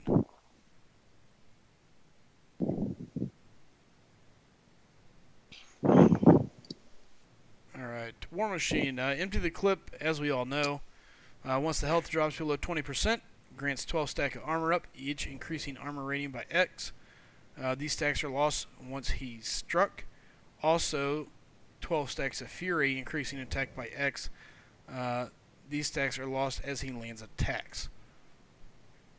To me, it's an ability that doesn't matter.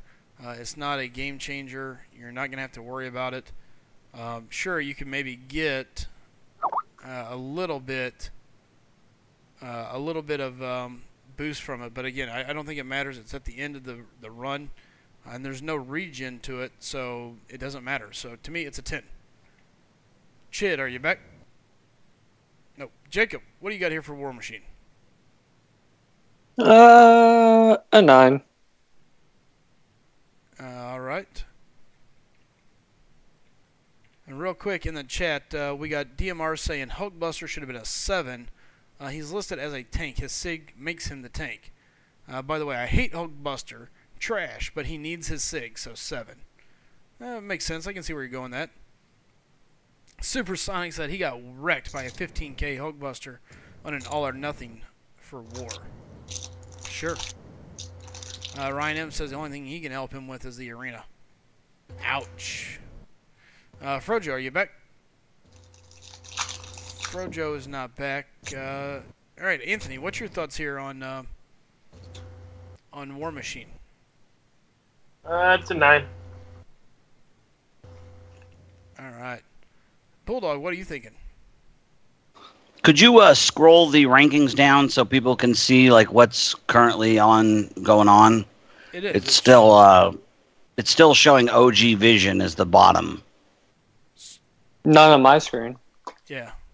Guys, Is mine stuck? Yeah, try moving. It might be. Yeah. Check your screen. Make sure it's on play. Make sure you didn't accidentally pause it, and bring it all the way up. You could be behind. Oh, yep, there we go. All right, so I want to change my Hulkbuster to an 8, and I want to give War Machine an 8 as well.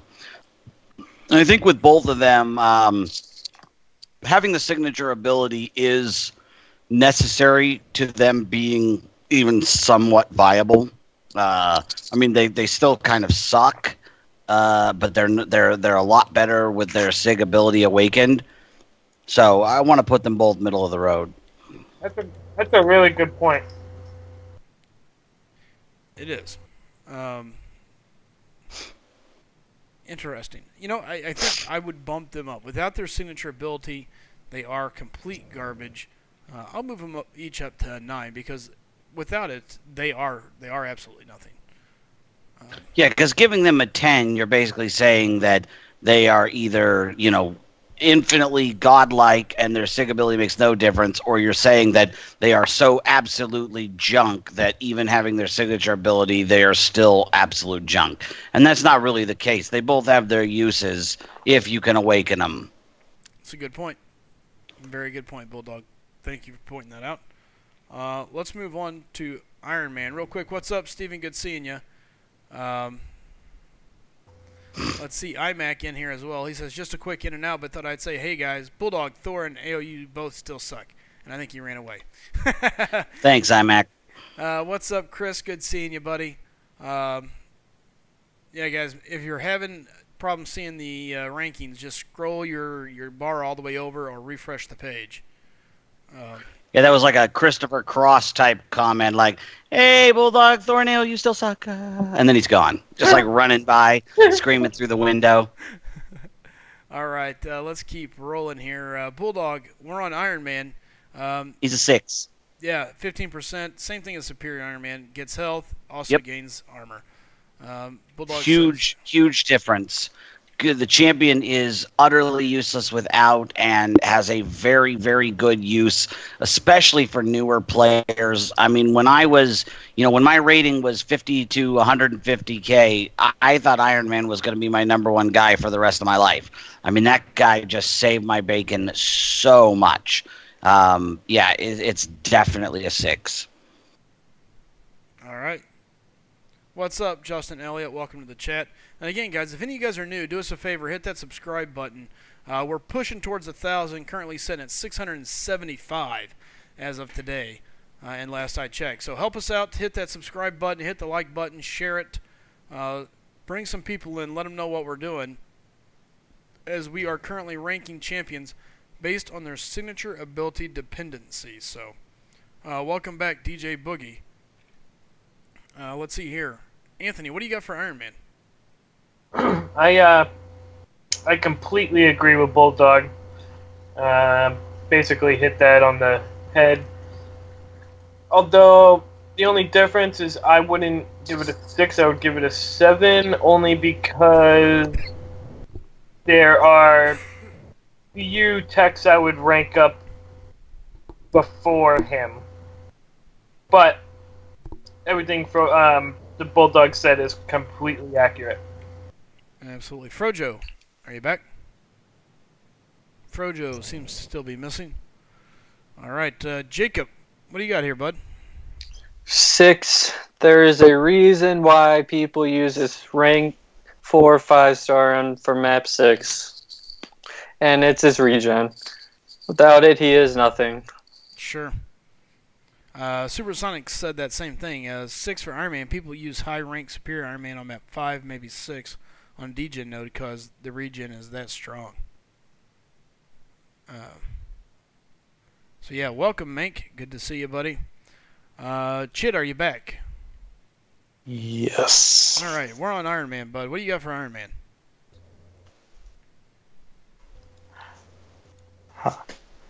Iron Man, I would say 6. Again, to me, this is all about how good are they with it and how good are they without it.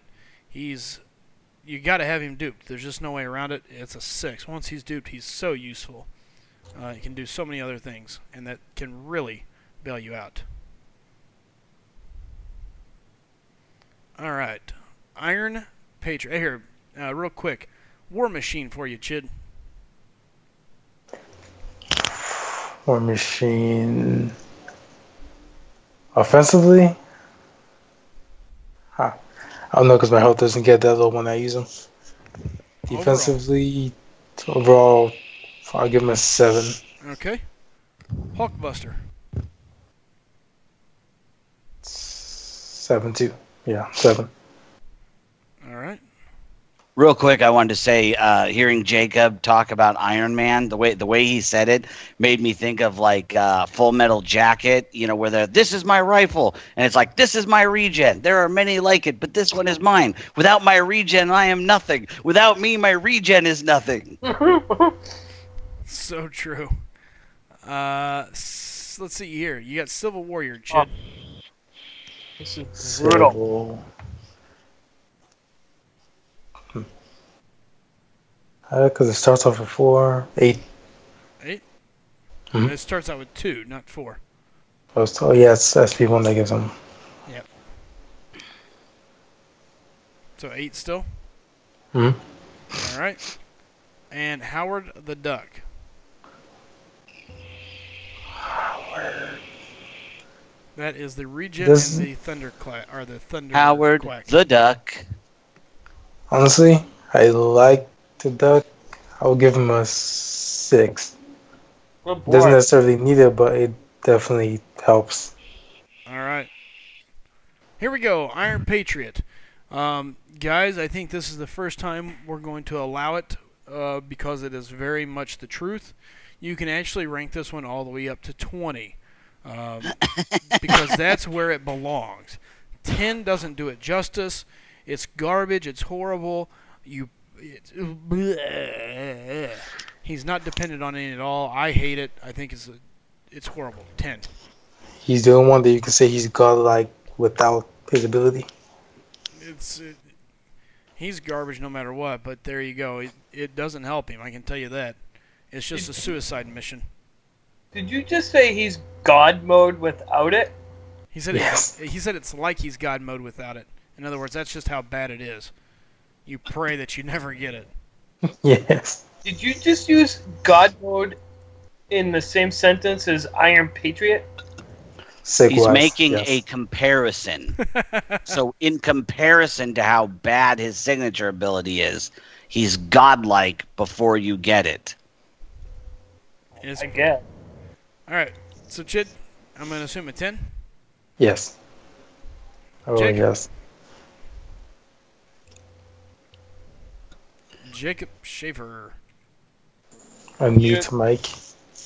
Sorry, he gets a 9 because of regen. I don't care about the burnout. He still gets a regen and power gain. All right, fair enough. 10. He's a 10. Oh, Frojo's back. Hey, Projo. All right, Anthony, what do you got? 10. And Bulldog. Although that power gain is annoying. I get hit with the double L1 every single time, but it's still a 10. All right. Bulldog, what do you got here? 8. Wow. You want to know why? Yep. I'll tell you why.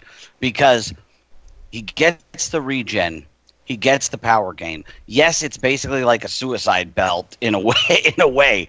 But if you're close to winning a match, you know, if you're real close and he jumps his energy up to 50, 60%, whatever it is, and then you're able to fire off a special 3 and win, you're going into the next fight. You know, you don't have all the negative side effects of it. You still got the regen, you still got the win. So his ability does make him significantly more useful in situationally. So he is definitely better with his ability. No matter how much we crap on it, you know, in comparison to other things, it does still improve him as a champion in the right situations. Fair enough. Fair. Matter of fact, DMR's on your side. He says, what's going on here? Guys, Iron Patriot can't be a 10. No way. Burnout doesn't affect you on offense. Interesting point. Well, it does in that it makes you more susceptible to being killed faster because it damages it basically wipes out your armor rating. But, like I said, I make the point that in most fights, if I've got a rank, if I've got a 440 Iron Patriot, in most fights when I'm going to trigger the regen, the fight's close to over.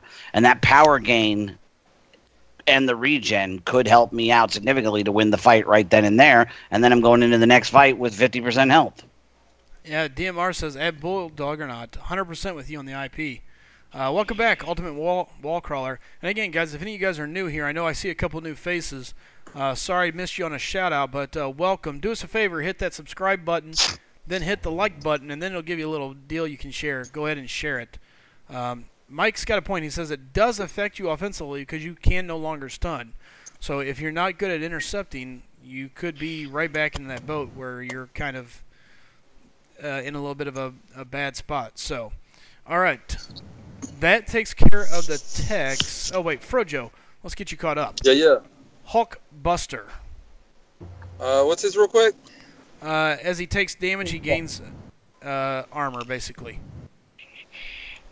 That's a sucky ability. 9. All right. You got War Machine. That's the load the clips or whatever. Load the clip. Empty the clip. Empty the clip. It's 12, it's okay. It's 12 armor and 12 fury. I think I like it better than Hulkbuster, but still a 9. All right, Iron Man.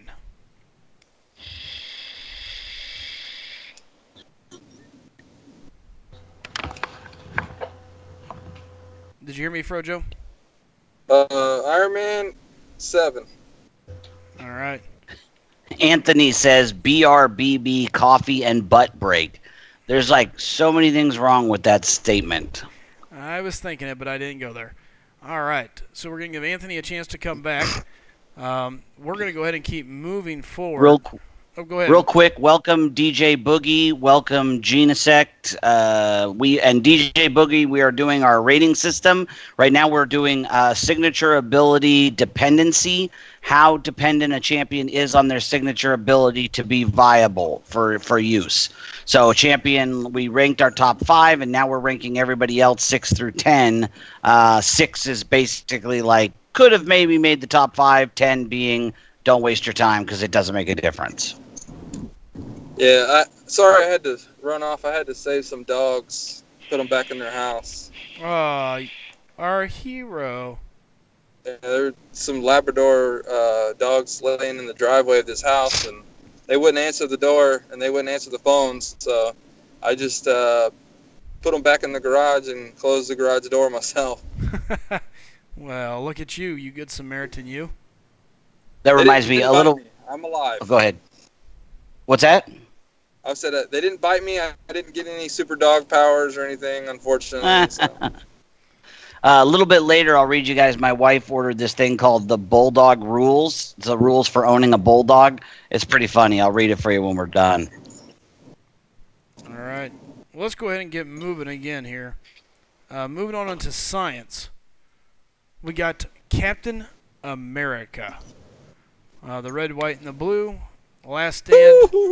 Yeah, baby. Perfect block. All damage increased by % based on health lost. Providing hope when the cap needs it most. This is a great signature ability. I think you got to have him awakened to really, he's got uses without it. I'm going to give him a 7. He's not dependent on it, but, man, it makes him a lot better. Chid, what's your thoughts here on Captain America? Chid? Chid is MA? 6. 6, there you go. All day, every day, no questions. Jacob, what's your thoughts here on Captain America?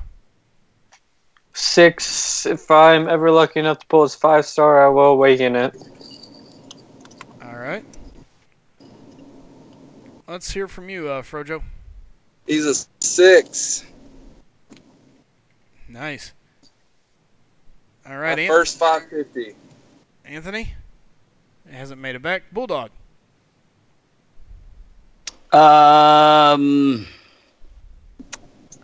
Yeah, I'm gonna say a 6 too, because to me he's not worth crap until you get that. That's the only thing that makes him valuable in any way, shape, or form, in my opinion. Without that signature ability, I think he's just a mediocre puncher. Pillow hands too. Not a fan. Yes. Real quick, Chris R6 says not taking Siglev into consideration, right? Ryan M pretty well nails it on the head here, saying, I think they only bring it up if it makes a huge difference. They mainly talk about how much of an effect it has being awakened. This is just the dependency a champion has on being awakened or not. And with that being said, I was taking a look here at Cap, and it's really a 6. I kind of missed the ball here, but that's okay. I'll fix mine coming back around. Captain America World War II. Bulldog. Same. Yep, this one's a no-brainer. Yeah, same for Actually, me. I'm going to change that to a 7 because Captain America World War II has a little bit more usability without his signature, and that's because of the bleed, in my opinion. So he's actually a little less dependent on it than Classic Cap. I actually like Cap World War II, and I don't like Classic Cap. All right, there you go.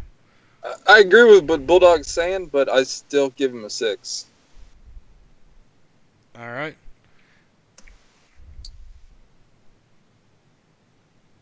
Jacob, what do you got here for World War II? 6.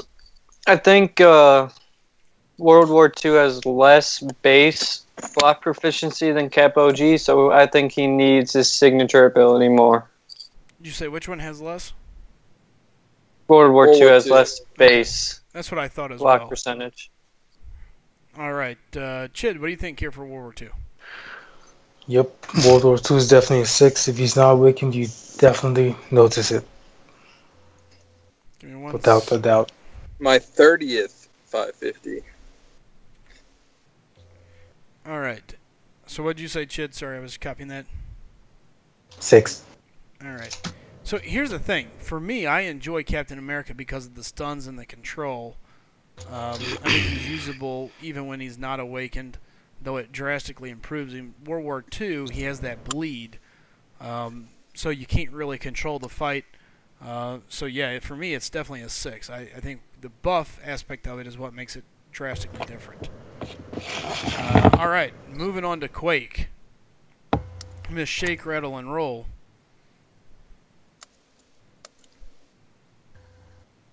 Quake basically blocks an additional percent of damage and redirects it back to the opponent as a pulse of physical damage. She's good without it. It is not a must-have. Unfortunately, she doesn't have to be duped to be good, and for that reason, here's the thing: she gets better with it, but it's not a must-have. I'm going to give her an 8. Chid? Yeah, she doesn't have to have it to be viable by any stretch. 9. 9? Oops, sorry. Jacob, what do you got here for Quake? I give it a 7 in the using an Awakening Gem range based on the prestige factor. Sure. All right. Frojo. He said he'll be right back. Oh, missed him. Anthony still not back. Bulldog. I am. Oh, Anthony's back. Anthony, what do you got for Quake? For Quake, For Quake. this is one of the 3 I don't have. Can you read it to me? Yep. Quake blocks an additional X% of damage and redirects it back to the opponent as a pulse of physical damage. Jacob, how does that play? Every time you block, you're dealing damage back to the opponent. So you block, they take damage. Really? And the attack, yeah. Yep. And is that where she gets her perfect block from, or is that just a regular ability? I believe. Let me check mine. Because she's one of. I know she's one of. It's a regular. Yeah, okay. I know she's one of 3 champs that can achieve a perfect block in the game. Yeah, her block doesn't affect her. Her save doesn't affect her proficiency. Okay. That's actually kind of cool, though. Returning damage when blocking. And she's the highest science prestige, right? Yep. Yes. Bulldog, what'd you give her? I haven't gone yet. You're ahead of me. I'm gonna give it an 8 because I don't have her and I haven't used it, but that sounds really interesting and kind of cool. So I'll give it an 8 plus the prestige. I'll give it an 8. All right, Bulldog, what's your thoughts here for Quake? I'm giving her an 8 too. My reason being, she does have a high prestige, so she's worth awakening for that alone. It's a very good signature ability, so there's that aspect of it too. But she doesn't need it to be good, and that's kind of why she falls in the middle there for me. I would never fault someone for using a gem on her. I probably would too, depending on the scenario. So yeah, middle of the road. Not necessary, but I understand. Do you play her, Bulldog? I don't have her in a 4, only a 3. You said an 8, correct, Bulldog? Yep. Here's the thing. Quake, and I may have ranked it a little too high. I'm going to give her a 9. I want to change mine and go down a piece here. It's not a necessity. When I got her awakened, I thought it would be a big difference. The thing about it is the block is just... I don't even want to say it's icing on the cake because you don't notice it. It's cool, but everything else she does is what makes her good. Yeah, she's not dependent on it any at all. Make that a 10. I just okay. As I'm sitting here talking to myself, it's cool and it's nice, but she's not dependent on it. All right, so that damage is insignificant then. It's very small, yes. Okay, all right. You got to realize good. it's 20. For example, I've got her as a 4-star at level 48, and it's 26.52%. Of their attack. Attack? Okay. Yeah, alright. So, alright. That's Quake. Rhino coming up. Rhino's an easy 6 in my book. His ability is what makes him. I mean, he's a decent champ, unduped in that, he's got a high armor rating, he hits hard, but when you awaken him, you would never put him as a war boss unawakened, but awakened, you can make a case for it on certain tiers. So yeah, to me, he's a 6. All right. Yeah, and his signature ability is basically physical resistance up to X based on current health, and then when he enters the fight full health, the armor provides an additional X physical resistance. I hear Frojo's car beeping, so we know he's back. Anthony, what do you got for Rhino? I agree with Bulldog again. Makes him a viable AW defender in almost every tier. And it takes so long to kill this dude. I'm with Bulldog all day on this one. It's a 6. All right. Frojo, what do you got for Rhino? A 7. All right. Real quick, what do you think for Quake?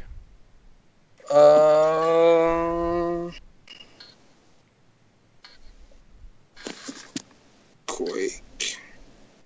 I'm gonna go with a 7. Really? Yeah, she's what's her? Well, her hang on, signature. maybe if you're acting like that. Here, real quick. Her signature ability is when she's blocking, she returns part of the damage.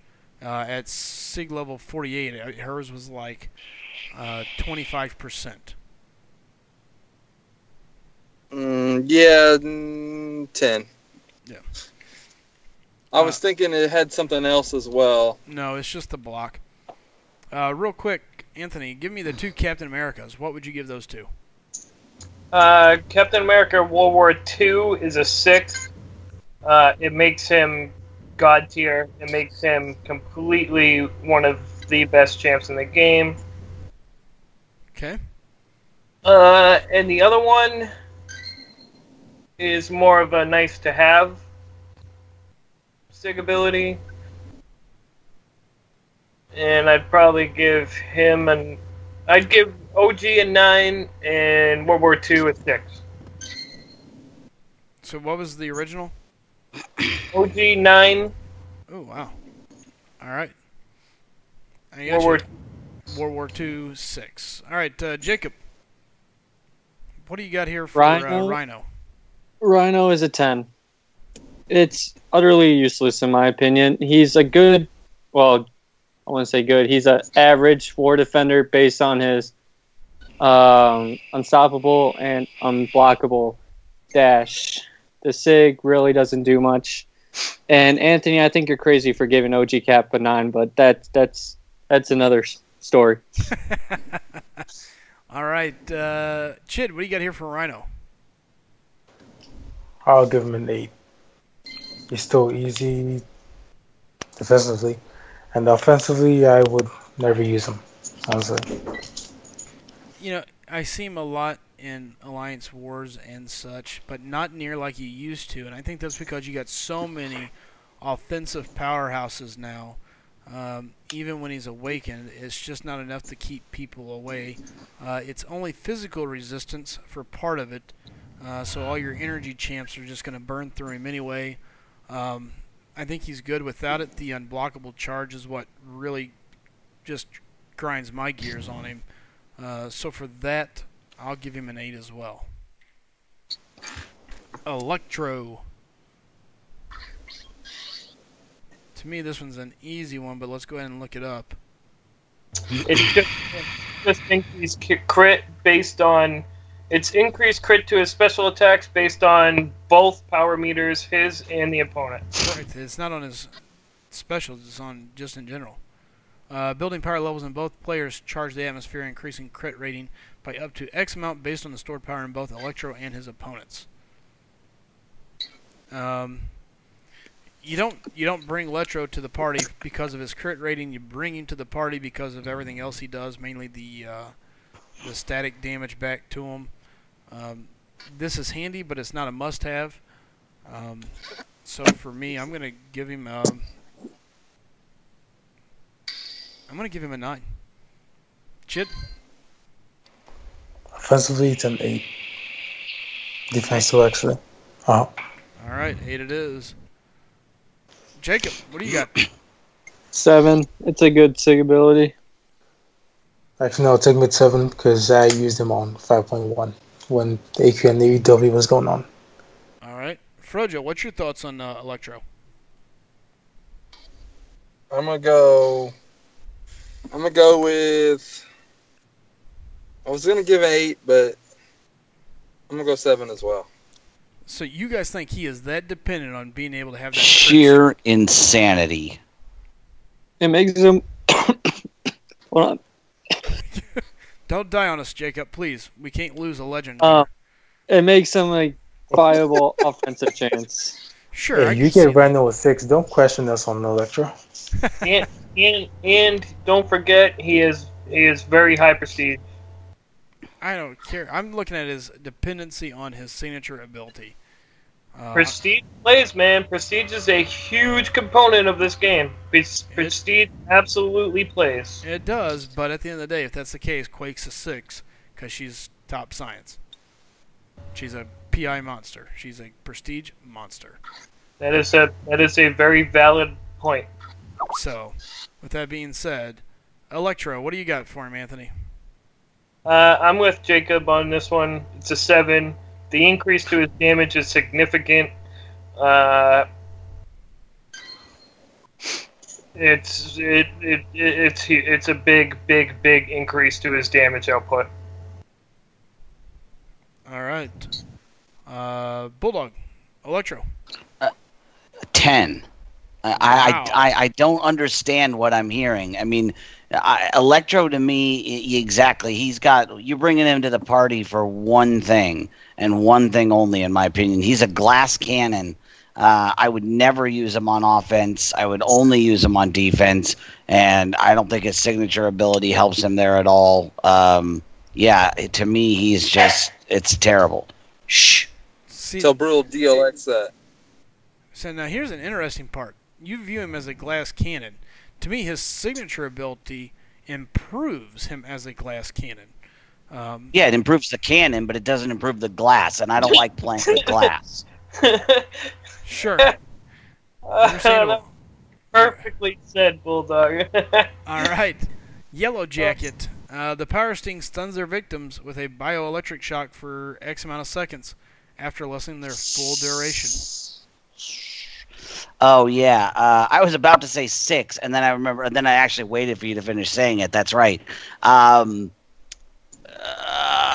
gonna give him an 8.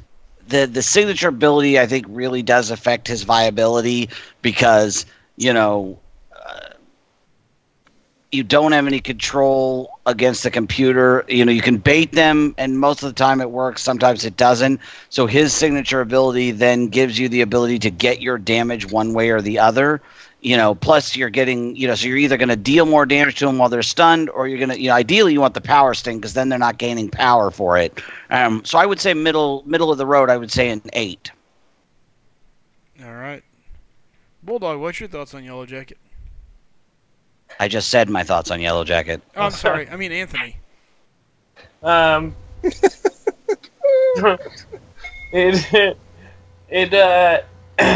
It's the reason you would play this champion. Without it, you would not.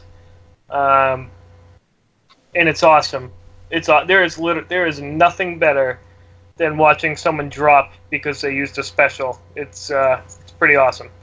Yeah, but his signature ability doesn't affect that. You're going to see that happen even if he's unawakened. Right. The signature ability just adds the stun on the end if they don't fall for it. I know. Okay. And which makes it even better because if they don't die from it, like Bulldog says, you get the stun. I love him. I think he's great. I think he's R5 worthy as a 4-star. And a very good defender. I'll give him a 7. All right. Frojo, what do you got here for Yellow Jacket? It's the power sting? That is the Power Sting. Well, The it's stun the stun on the end of the it's Power the stun. It's if they don't activate, they go to the stun. Because he's got the power sting no matter what. But that stun makes it so much more useful.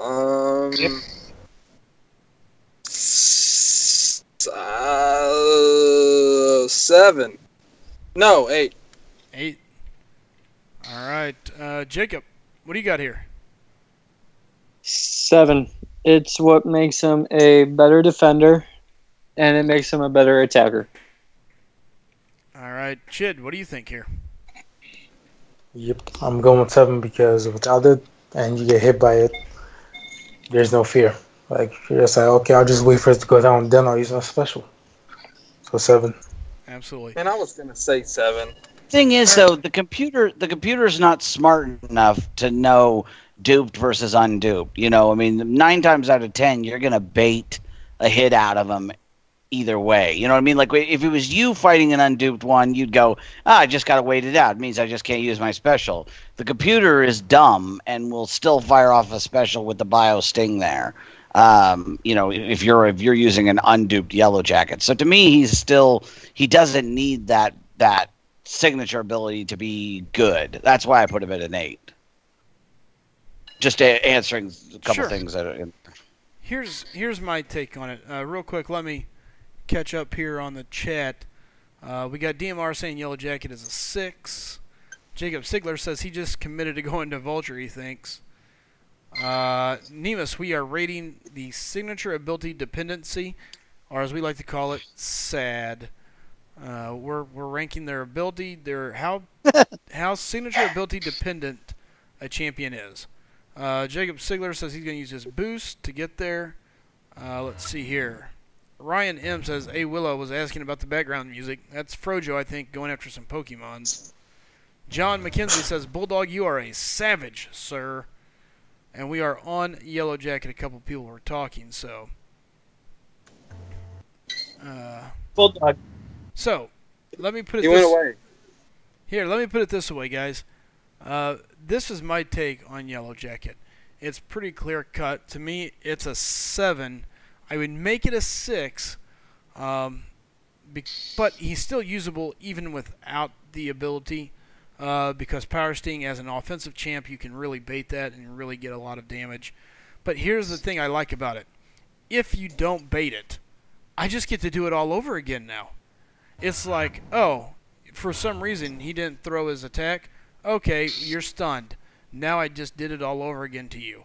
And it puts the opponent in a constant state of limbo, a decision to be made. They either take the damage and move on, or they get stunned and they have to make that same decision all over again.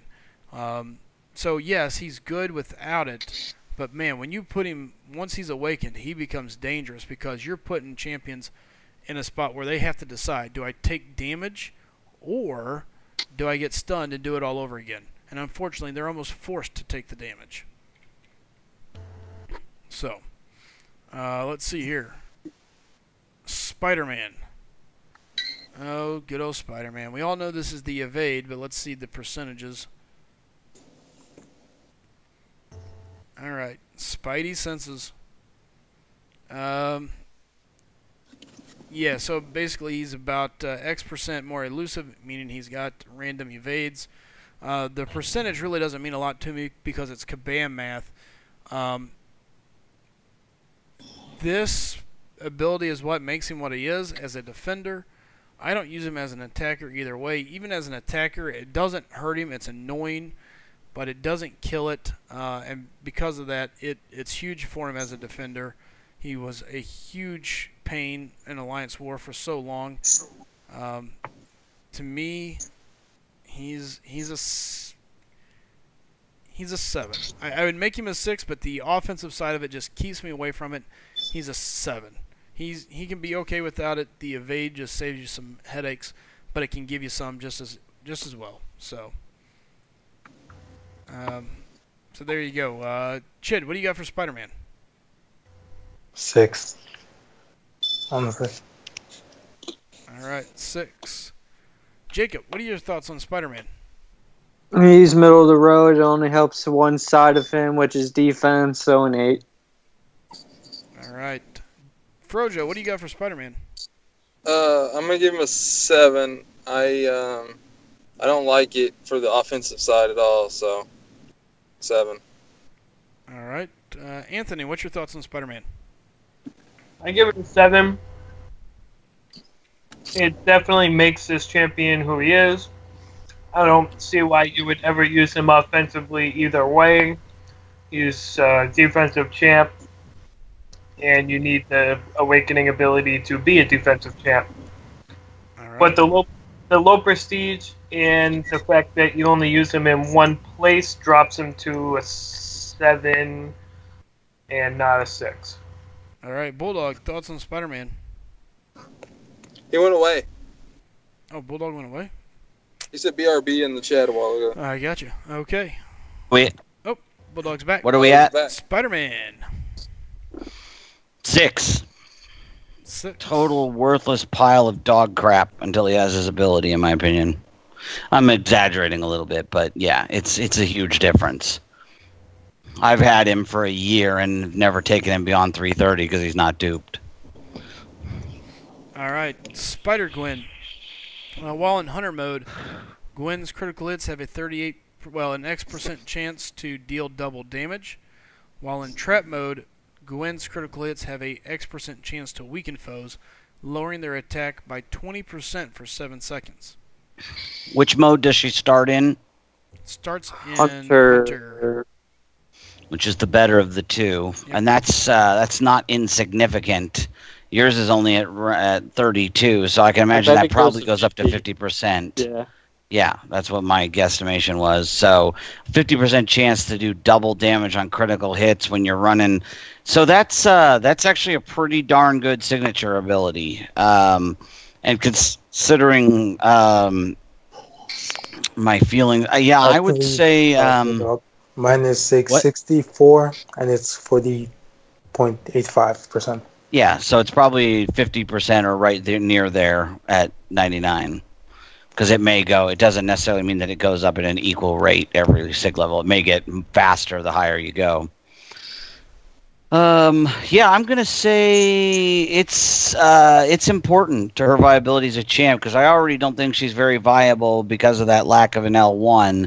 But I do like her style, and I do, I mean, she can deal with the armor break, and then you factor the armor break in there. So I'm gonna give her a 7 on that. I'm gonna say she should be awakened to be really viable. All right, Anthony, what do you got for Spider-Gwen? 10. She's garbage. All right, Frojo. I'm gonna give her a 7. I believe someone beat Realm of Legends as soon as they changed her. Seaton. Seaton, yeah. For $100. All right, Jacob, what do you got for Spider-Gwen? No, I'm gonna give her a 6. All right. It is very good, and Spider-Gwen is not a terrible champ. Just that special one. Yeah. Chid, where you at here?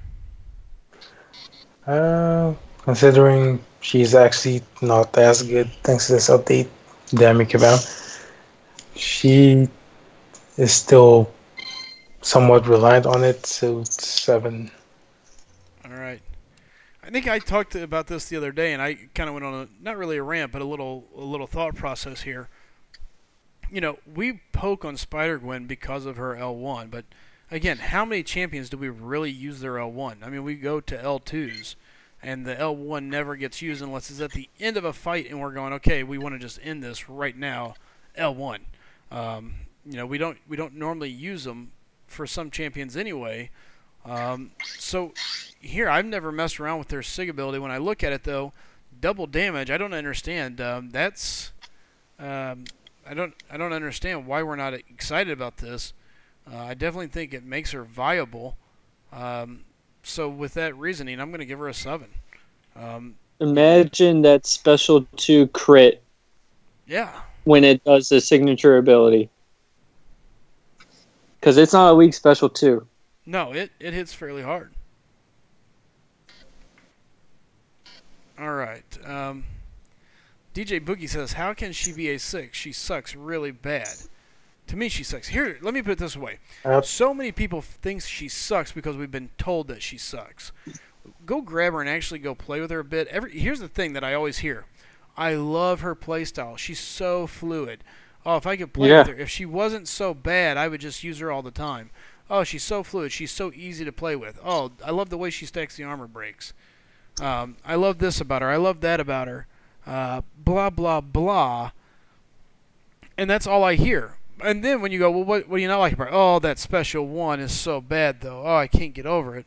How many champions do we not use their special 1 on a routine basis? I mean, there's a ton of champs that you never look at their special 1. But we're going to sit here and judge Spider-Gwen off just her special 1. She's got a lot of other things around her that go nicely. And here, I've never looked at her signature ability. I'm just as bad as you guys. But here you go. Doubled at maxed out 50% chance to deal double damage. That's nasty. I mean, I don't care what it is. That's nasty. You crit, and then you double it. Holy smokies. I don't understand what you're complaining about. That's nasty. That could be big damage. Supersonic says, to be honest, she hits harder than my Iron Fist. I hate on her too much. All I'm saying is take away the hate for the special 1. There's a ton of champs we don't use their special 1. So throw that reasoning out the window. All I hear is I love her playstyle. I love her playstyle. She's fun to play. I just can't play her because of that L1. Screw the L1. Use the L2. That's what you're going to be using anyway. I don't understand what we're complaining about. She's really not that horrible. All right. Yeah, here's what I always say. She's not bad. You're just bad with her. There's a difference.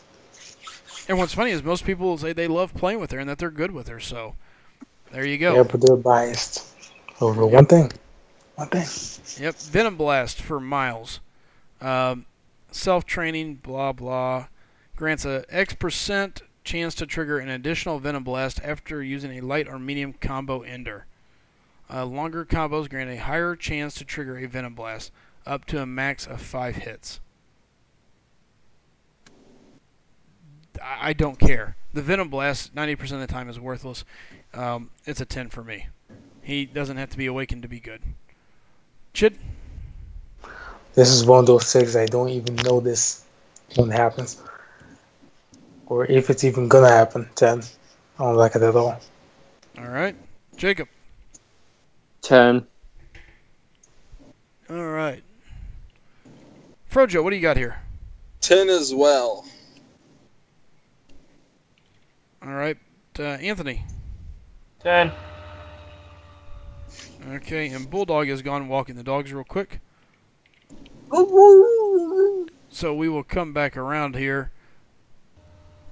Looking at She-Hulk. Alright. Let's see. Studying her opponents. A passive effect, reducing a specific stat by X% based on which class they are. Anthony. God,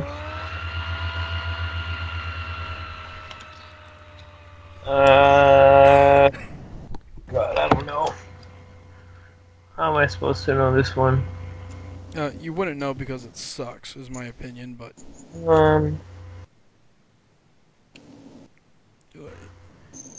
You ever gonna use a gem on She-Hulk? No, well, it's not. It's not that I wouldn't. Not that I wouldn't use a gem on her, but like, it's actually quite effective. Like, it's just so vague, and you don't know what's gonna happen, when it's gonna happen. But when it happens, it works. It's passive. It's all the time. You reduce a specific stat by a baseline percentage. Yeah, I'm just gonna give it a 10 because she sucks.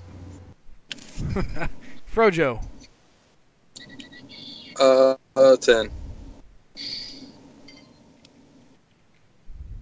All right, Jacob. 10. It would be higher up, like lower number, if it gave you a certain stat it would reduce for each class. But it's just so random that it's not good at all. Yep. Chid, what do you got here? 10. It was more like Mastro. Oh yeah, she would be in business.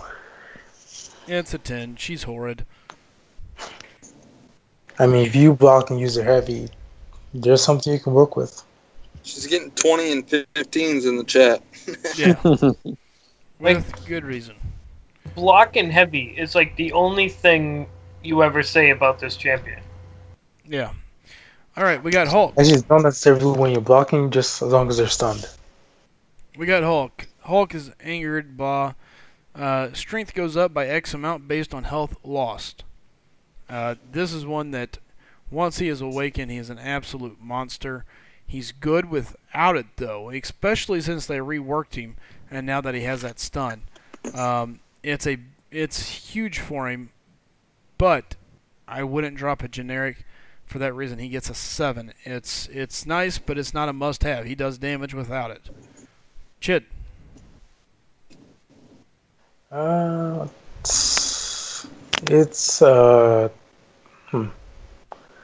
give him a 7 just because as his health gets lower, you're kind of happy because you know you're gonna do more damage. And I did use a generic on the 5-star. Actually, not generic, science gem. So you say a what? 6? I used it 7. 7. Okay. Jacob, what's your thoughts here? 6. All right. Frojo. Hulk like raging fire, Thor like little fire. It's smoldering fire. Uh-huh. It's smoldering fire, not little fire. Whatever. 6. All right, Anthony. I'm sorry. I was dealing with Alliance stuff. What are we doing? What's going on? Hulk. Oh, Hulk's a 6 all day. Use it. Generic science, don't matter. Awaken him. Use him. He's elite. Nice. All right. We got the A-bomb. Abomination. Where'd my abomination go? Abomination. Obviously, this is all about poison. Contact with him creates a X% chance to poison the target, reducing their health recovery by 30% and dealing direct damage over 12 seconds. A little bit of double-edged sword there. Anthony, you're up. A-bomb? A-bomb. A-bomb's the man. He is a significantly underrated champion. That poison's legit. And will literally drain you if you're not careful. I'm gonna give it an 8. Because it's super effective and makes him viable for defense, but not in the top 5 to awaken. So an 8? Is that what you said, Anthony? Yep. All right, Bulldog, are you back? Yep.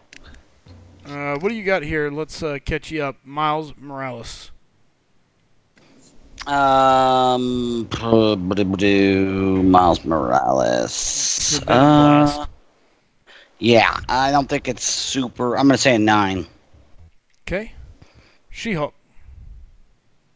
10. Hulk.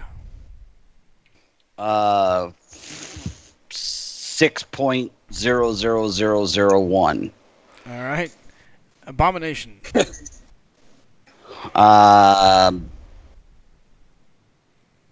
7. All right. Frojo, what do you got for Abomination? I'm with Bulldog. Give him a 7. Jacob. 7 as well. Chid. What's your thoughts here for Bulldog? For Bulldog, I'll give him a 10. He doesn't need a sig. What are you giving A-bomb? 7. 7. All right. I'm with you guys. Look, he becomes nasty, and he's nowhere near the champ without it. He depends on that big time, in my opinion. Not only do you get some damage, but you also get a health reduction of 30%. Is this a champ that maybe that people are missing? It's a 7 all day long. What I noticed here was Anthony loves this dude, and he gave him an 8. Everybody else gave him a 7. Yeah.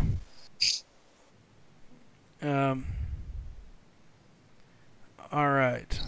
Let's see here. Who we got? Ant-Man. Oh, the Ant-Man. Is that the glancing? I believe it is. Yep. Well, Ant-Man. It makes Ant-Man. It makes him annoying. Yeah. Grants a X% chance for incoming attacks to glance. Glancing hits cannot be critical, deal 50% reduced damage, and suffer 100% offensive ability accuracy. Look, this makes him good. The problem is it doesn't matter. It doesn't make him good enough that you're ever going to use him because he still can't do anything else, in my opinion. So he just becomes annoying. Unfortunately, I have to give it a 10 based on the entire effect it has on the champion. Chid? Wait for who? Ant-Man. This is actually what makes him a defender. But still not enough. I'm going to give him a 7. Just to be nice. Jacob. I gave Spidey an 8, and I give Ant-Man an 8. It makes him a good defender, but attacking, it doesn't really do much. Sure. All right. Let's see here. Frojo, what do you got here? 8 as well. All right. Anthony. 8. 8. Bulldog. This is a 6 with an asterisk. Based on the parameters with which we've established, the signature ability makes Ant-Man. Without it, he is worthless. Worthless. But I wouldn't use a gem on him. I'm just saying that he is heavily dependent on that sig ability to have any usefulness in any way, shape, or form. I agree with that. All right, coming back around. Bulldog, what do you got for Luke Cage? Oh, God. He's a 10 because his signature ability is a gimmick. It's kitschy and it serves no real purpose other than, oh, hey, cool, I didn't take any damage there. Or maybe I can avoid taking all damage till they fire off an S3. Look at how neat that was. Doesn't make any difference on his viability as a champ or his usefulness. He's still a piece of crap. It's a 10. It's a 10. It's gimmicky. I agree. Anthony. I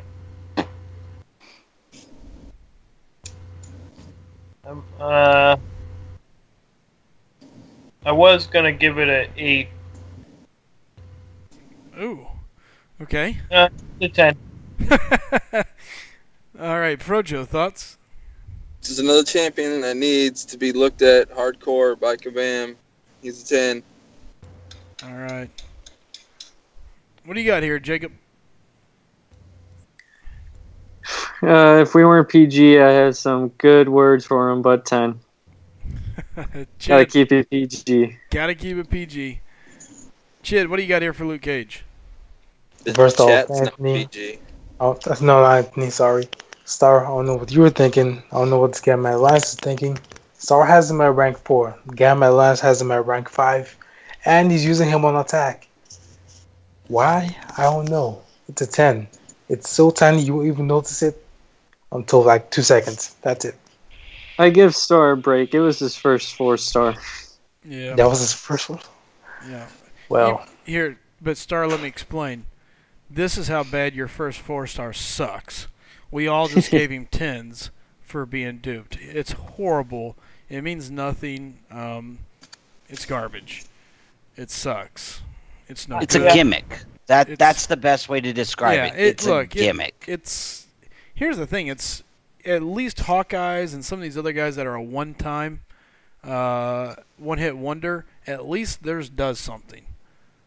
Well, no, that's not a fair comparison because in the right scenario, his does something. And exactly like I said, and Supersonic, mirrored it there, that if you're able to avoid taking any loose hits and they fire off an SP3 that would have potentially killed you or taken 3/4 of your life and instead you take nothing, that does, it's basically a one-shot pony just like Hawkeye is. Sure. The it's difference one time being that if the moon and the stars and everything all aligns, align, he's right. still garbage. Or if you get skill. Yeah. One of the reasons why Blue Power got nerfed. No way. All right. Moving on. Joe to the Fix-It. This is what, Double Down? Yeah. Game changer.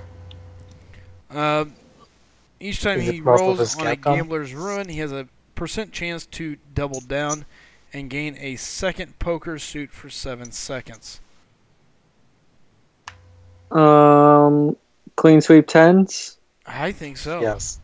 Because you also get double down the freaking. This thing may as well not even exist. I almost thought, I was just thinking, what we should have done from the beginning is everybody should have gotten, like on America's Got Talent now, they have like a golden X where they can send somebody like all the way through. I think each of us should have gotten one rank 20 to give out, like to one champ that is just so bad. But then I realized that anybody you would use it on probably is going to get 10s across the board anyway. So, yeah, I mean, he may as well not even have a SIG ability. It's so pathetic.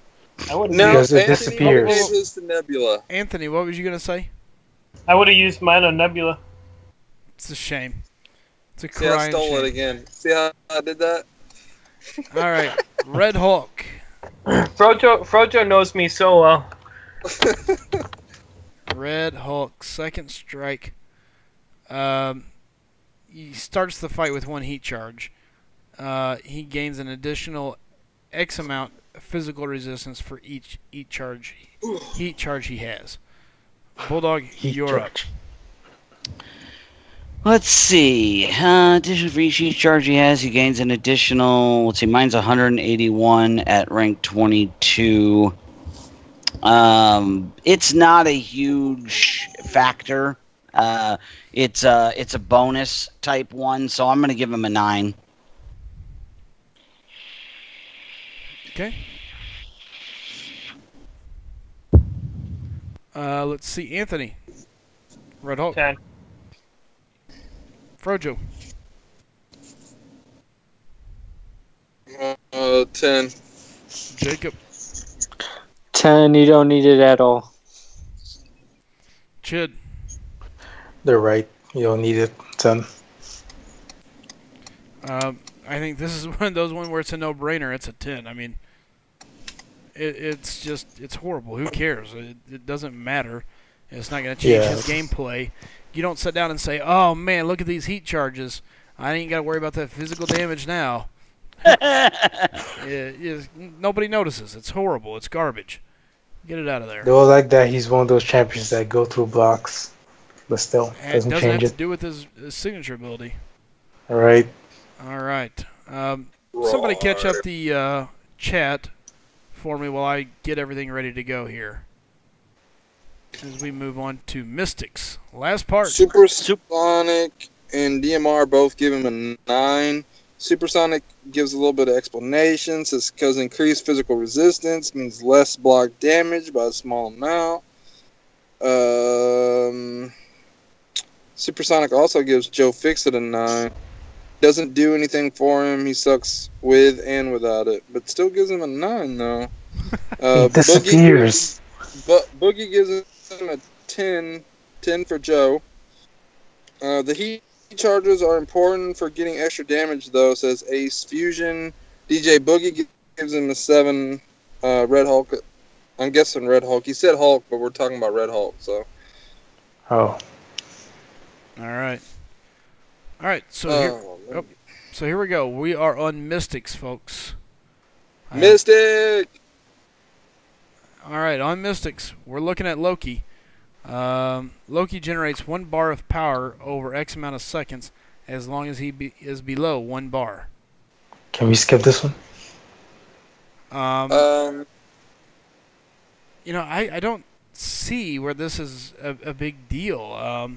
Sure, it's handy, but it's slow. It's not that noticeable. And you can make it faster by hitting. Yeah, it's a 10. I mean, I don't need it to make Loki good. It's not going to change my views of Loki. So, all right, Chid, where you at? It's a 10. You won't miss it at all. All right, Jacob. 8. It makes get into a special 3, which you want to use. Makes it get into that easier and faster. All right, Frojo. I'm going to say 9. Okay, Anthony. 10. Bulldog. Bulldog, are you with us? Front row. All right, doesn't look like Bulldog is here currently. Let's see here, Iron Fist. Let me get him pulled up for everybody in case they don't have him. Iron Fist is Focus. Let's see, wreaks havoc on the target's armor rating with a 21% chance to reduce it by X amount for each activation. Wait, which one? Immortal or Nope, regular? this is regular. Regular Iron Fist. Oh, okay. All right. Lots of 10s in the chat for Loki. Oh, yeah. What do you got here, Anthony, for Iron Fist? 7.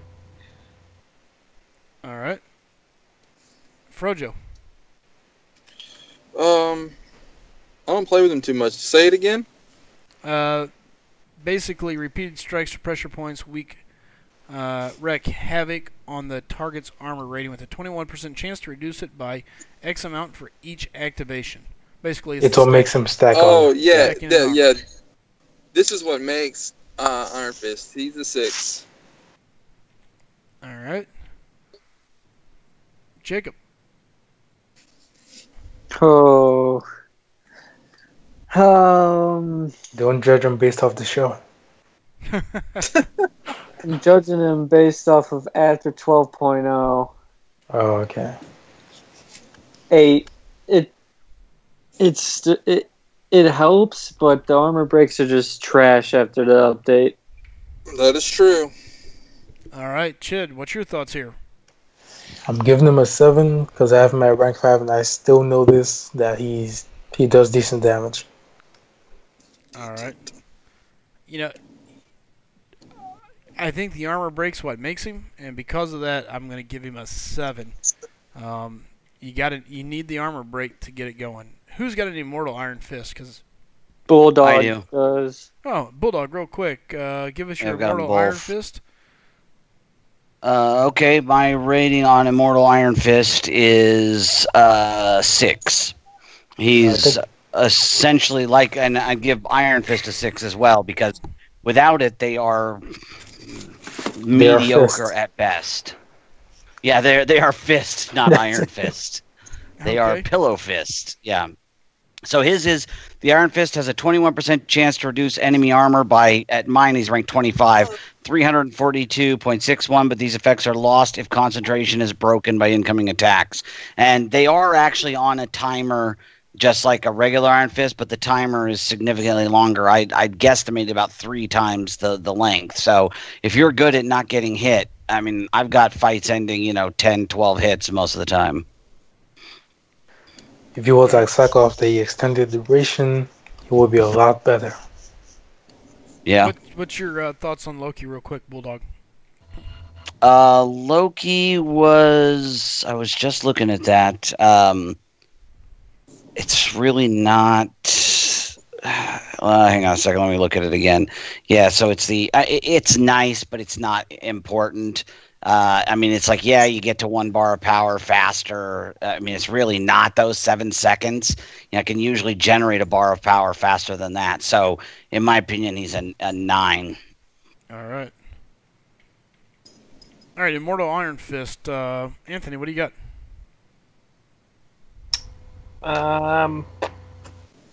Same, 7. All right. Frojo. I gave regular Iron Fist a 6, so I have to give Immortal Iron Fist a 6. Okay. Jacob. 7. It's better than the regular Iron Fists. All right.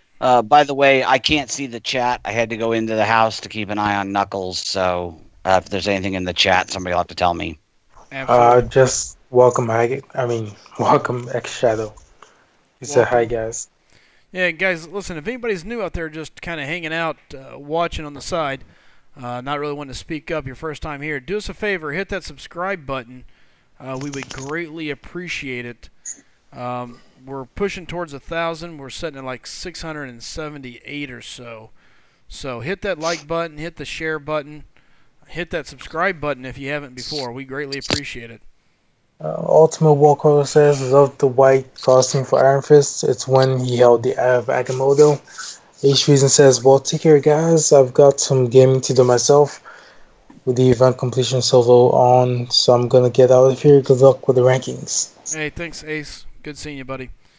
All right, we're on Immortal Iron Fist. Chid, what do you got? I'll give myself a 2.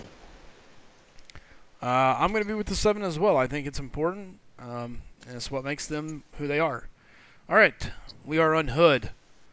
Hood, when invisibility is in cooldown, the Hood becomes stun immune, has basic attacks have a X% chance to steal 10% of the opponent's power. So when he's when his invisibility is in cooldown, the hood becomes stun immune, and base attacks have X% chance to steal 10% of the opponent's power. Anytime you're stun immune, I think is really good. I think this champ is great though without it. Because of that, he doesn't have to be awakened. I would give him an 8. Chid. Because power drain, power steal. 7, because it's on basic attack, so it's like It's true. Winter Soldier. That's very true. Jacob. I agree with you, Slice. He is a very good champ, unduped, but the signature ability is still good, so an 8. 8. All right. Frojo, what do you got for the hood? I'm at an 8 also. With it only being when it's in cooldown, it's it only helps so much. Sure. All right, Anthony, what do you got for the hood? 6. Wow. So you think he needs to be awakened to be good? His signature ability he depends on it that much? I think his signature ability is one of the best in the game, and it makes him infinitely better. Fair enough. What do you got, Bulldog? I'm going with you and Fro. I think an 8. I think he's a great champion without it. I think it helps. It's not a worthless signature ability. So that makes him middle of the road for me. Hi, buddy. All right. Poor Knuckles. Poor dog. Oh, Bulldog yeah, he has puked his guts out. I'm going to say Bulldog has a sick Bulldog on his hands. Oh, there's Mordo. Poor guy. All right. Mordo has the mystical barrier. By conjuring a magical barrier, Mordo gains X amount of energy resistance while he remains blocking. Bulldog. I have my Mordo awakened at signature 1, and it doesn't change anything for me. Energy resistance is a lot. Yeah, he's a 9. I'm not going to say a 10 because it's not worthless, but it is massively unnecessary to his viability as a champion. All right. Anthony. Yep. I agree. Ditto. Yeah, it's actually complete garbage, and one of the worst sig abilities in the game, and it's But he has prestige, so it has some use. That's why I gave him a 9. Yeah. He's very high prestige. Yeah. But to me, him and Mordo are him and Voodoo have basically the same prestige. They're off by like 1 point or something. It's like 4 points. Come on, whatever. be honest. And it's close enough to where I would rank Voodoo 100% of the time over Mordo, and Mordo's sick ability is just garbage. So 10. 10. All right. Frojo, what's your That's thoughts his story, and on he's sticking Mordo? to it. Mordo's a 10. Wow, Mordo is a 10. I have a feeling me and Jacob will have the same reason. Yes, All right. probably. Jake. This sig ability is not trash. Nope. You want to take Magic on? She's 100% beatable with this sig ability. It greatly reduces the limbo damage. Seriously. And It's true. when you use his dashback unblockable, like you can block the unblockable specials, it is great for Cyclops, Collector, all the energy-based special attacks. Now I just want to cry. Yeah. Not to mention, I think he's second highest prestige in the game. So I Yes. give it a 7. No, he's like 5th or 7th. He's second. I I think Okay, he is so- not second. Yeah, he is. I He's gotta top change 3. No, mine. he's not. We'll have to look Yeah. it up in a minute. Hold on. He's below 4. I guarantee that. He was first before Thanos.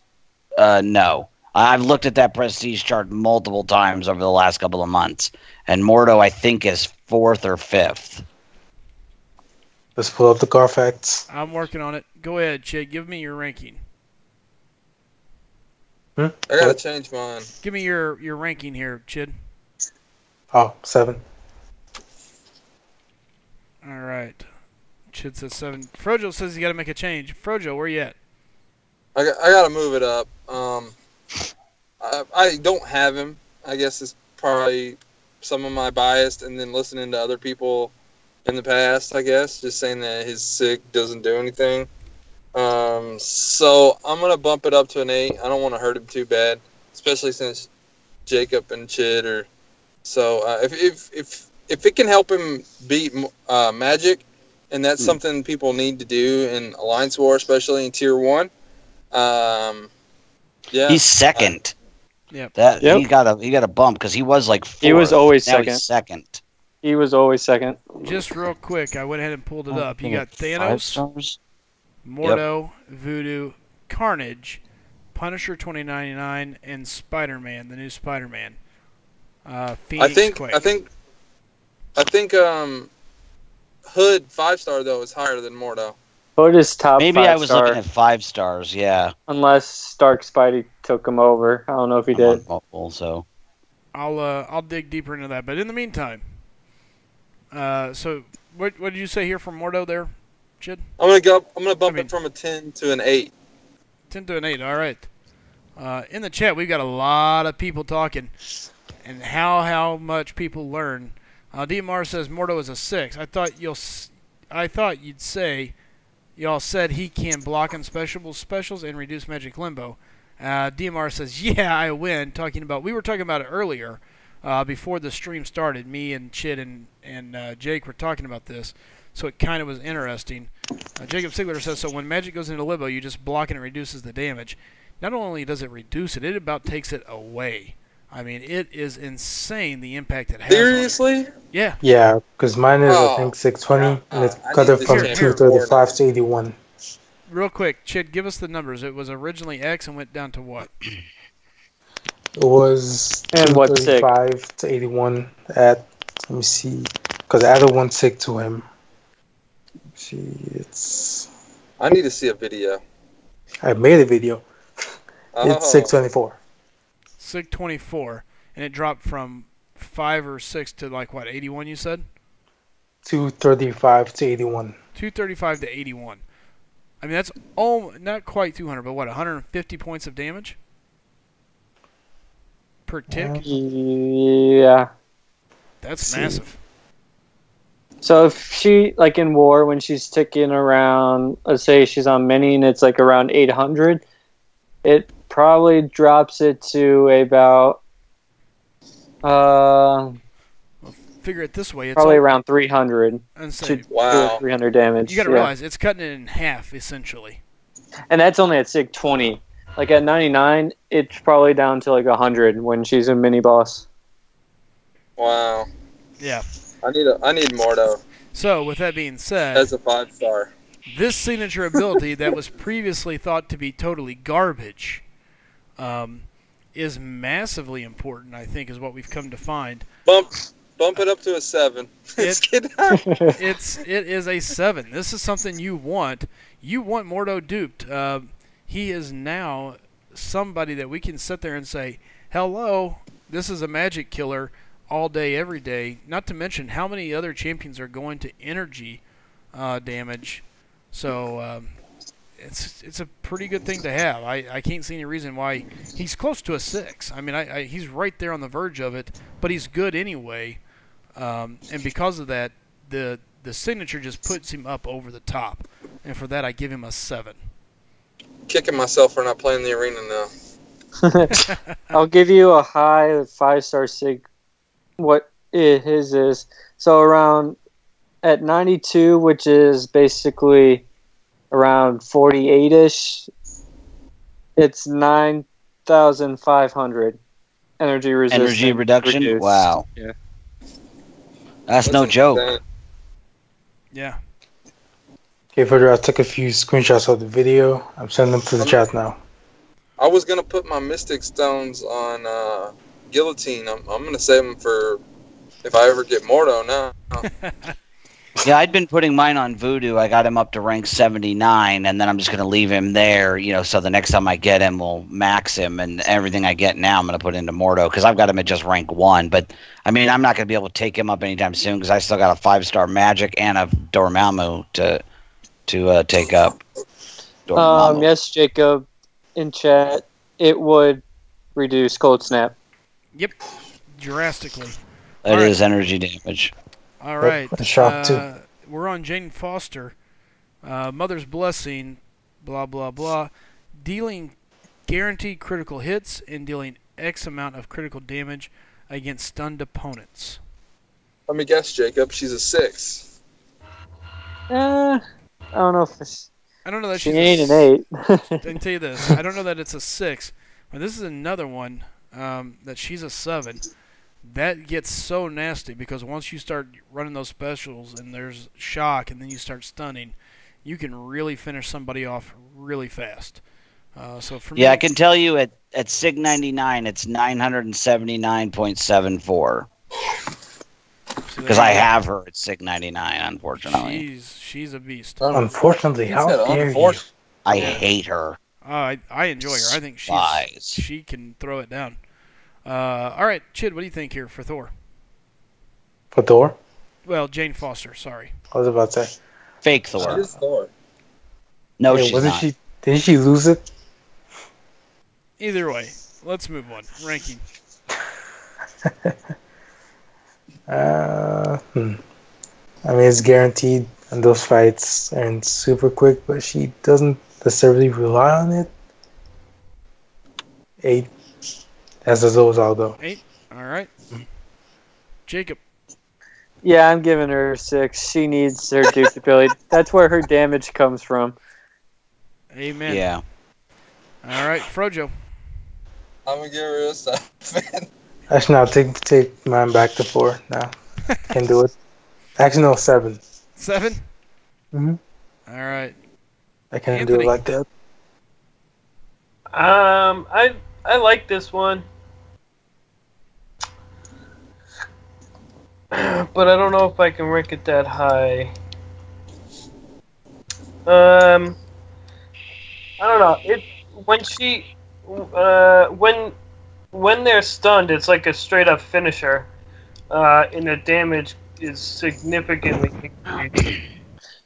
Just take it as she's basically Elektra's sig ability, but whenever they're stunned.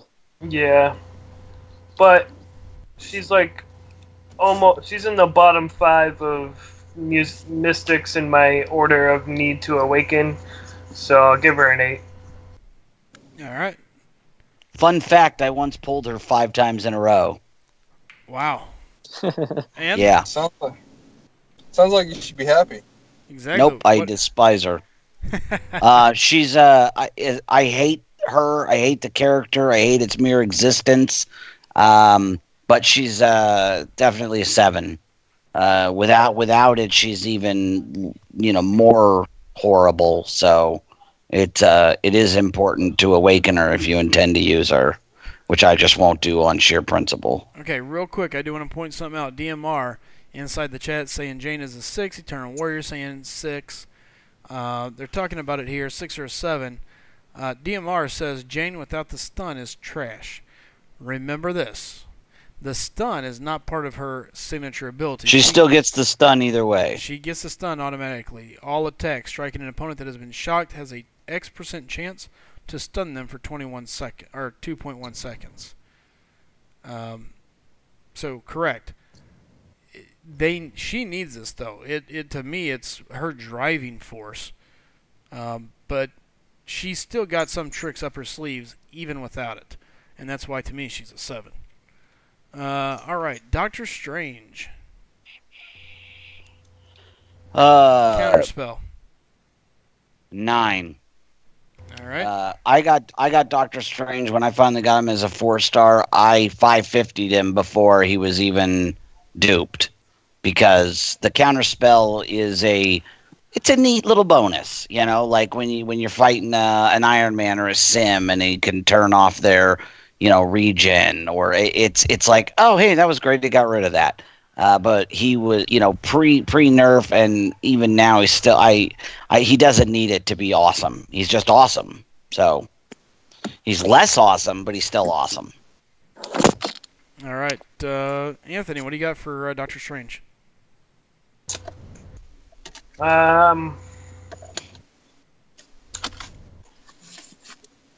It's so good. Like that, you don't have to do anything. It just happens. It just shuts off buffs. And it happens so frequently, and it's so super effective. And you get regen, shut it off. Anything. It just works with just the normal pace of the fight. But if I did not have an arena, I would have used a gem on him, and he is a clear 7. 7? Did you say 7, Anthony? Yep. All right. I go with 7 as well. Jacob, what do you think on Doctor Strange? I give it an 8. All right. Chid. Same here, 8. He can live without it. It's nice to have. I don't think it's a necessity. He has enough other tools around him, but it is super handy, and for that reason I give it an 8. Scarlet Witch got ranked all the way across the board. So we'll go to Juggernaut. This is the unstoppable side of him. Real quick, it's determined by rank. Mordo is now rank 5, so he's turned it down to 79. Interesting. Actually, no, never mind. I put a few 6 stones in him. Alright, so Juggernaut becomes unstoppable once you throw a special attack. It's nice, it's handy. Without it, he's not near the champion that he is. So with that being said, I'm going to give him a 7. You know what? No, I'm going to give him a 6. I think it helps him as an attacker, but more importantly on defense. Chid? Wait for who? Juggernaut. Juggernaut. This guy didn't let me do his arena the second time. I got him from a PAT and the next 4-star crystal. It was horrible. He definitely needs it. 6. 6. Alright, Jacob. Juggernaut. 7. And I'll explain why once we get to the next champ. Sounds good. Frojo. Frojo? Alright, looks like Frojo disappeared. Anthony, what do you got here for Juggernaut?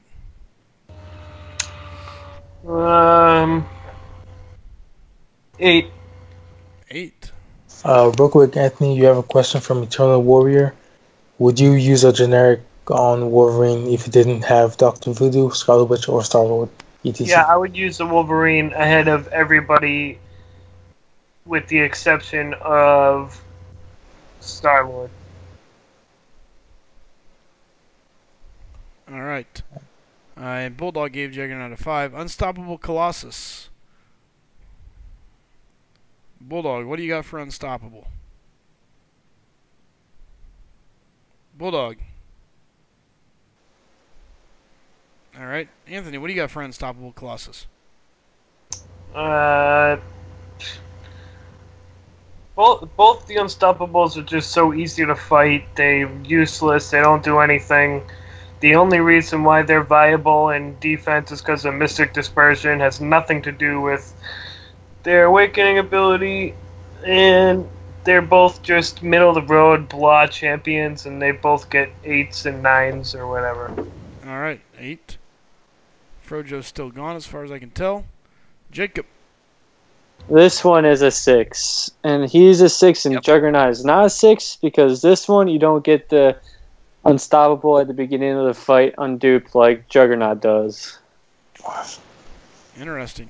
Alright, Chid. Oh no, they're both 6 to me, honestly. Alright. I am there with you. This is what makes them. This is what makes them go. I mean, the Unstoppable gives them some viability at least. Without it, they're absolute garbage. I'll be back. You good? All right. All right. Bulldog, are you back? Yep. All right, Bulldog, what do you got for Unstoppable Colossus? 6. Same reasons I gave for Juggernaut. Without it, they're nothing. I wouldn't use a gem on them, but they're useless without it. All right. Coming to a close here, guys. Couple champs left. Let's finish out here. We got Magic. We all know what this is about. It's all about that limbo. You know, Magic is still quite useful without her ability. I mean, I'm going to rank 3 my 5-star even unduped, which is something I can't say about most of the 5 stars I have. God knows I have plenty of them. Her signature ability, though, is really good and really useful. So I'm gonna have to go with 7, and that's primarily because of the usefulness of it, not necessarily her dependency on it. Sure. All right. Anthony, what's your thoughts here on Magic? 6. It makes her elite, makes her god tier, makes her one of the strongest champs in the entire game. Absolutely generic gem, mystic gem, worthy, complete 6 without even a question. Yeah, I used a generic on mine, and I don't regret it because I've never pulled her since. All right. Jacob, Magic. 6. She is an amazing champ without it, but you want her sig. You absolutely want her signature ability. Absolutely. Chid. Although I miss Darkchild, rewind. Still, she needs it. 6. All right.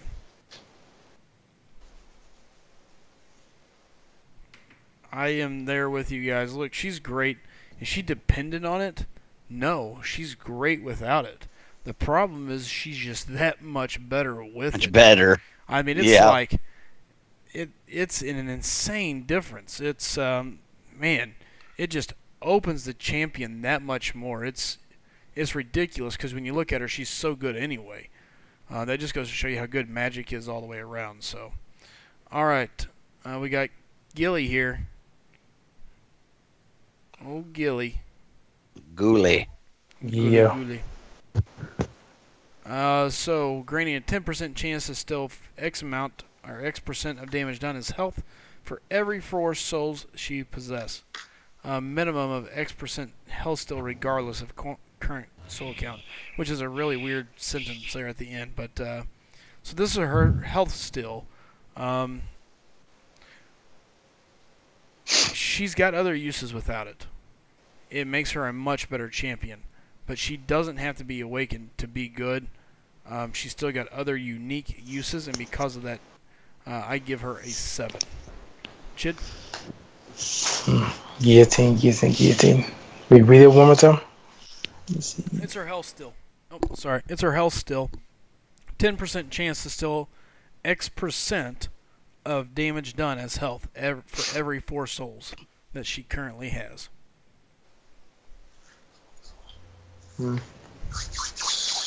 It's an 8. She can live without it.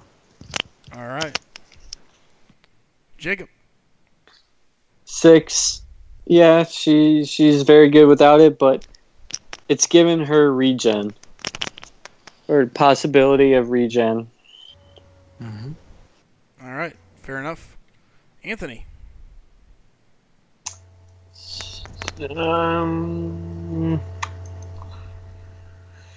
Yeah, this is another tough. Man, the Mystic was really hard. I'm gonna go 9. 9. 9? Yeah. Wow. Okay. Bulldog. Well, now it's my turn. I'm 100% with Anthony on this one. I don't think it's very good. I think it's completely unnecessary to her viability as a champion. I never, when I did dupe her, I was like, oh, okay, yeah, wow. Because, yeah, it gives her regen, but in my opinion, it's a pathetic regen. So, yeah, 9. It's lifesteal. Not Joe Fix-It worthless, but close. It's actually not a bad regen. It's lifesteal, so wherever Not a damage good you regen do, either. you're getting back. Like, her crits are around 1,600. So if you land a crit, or you get the crit and you get the regen, it's around 800 health to get back. Well, let Yes, me I just go put it for this that. way. I've had her duped for a while, and I've never even noticed it. So if somebody didn't tell me it was there, I wouldn't even know she had it. And they may be down before you get 4 souls. Probably. Yep. All right, let's move on. Dormammu. All right. Each time a buff expires on the opponent, Dormammu has up to 100% chance to degenerate them for X amount of direct damage over 10 seconds. The chance of this ability triggering increases the longer it has been since it was last triggered. What?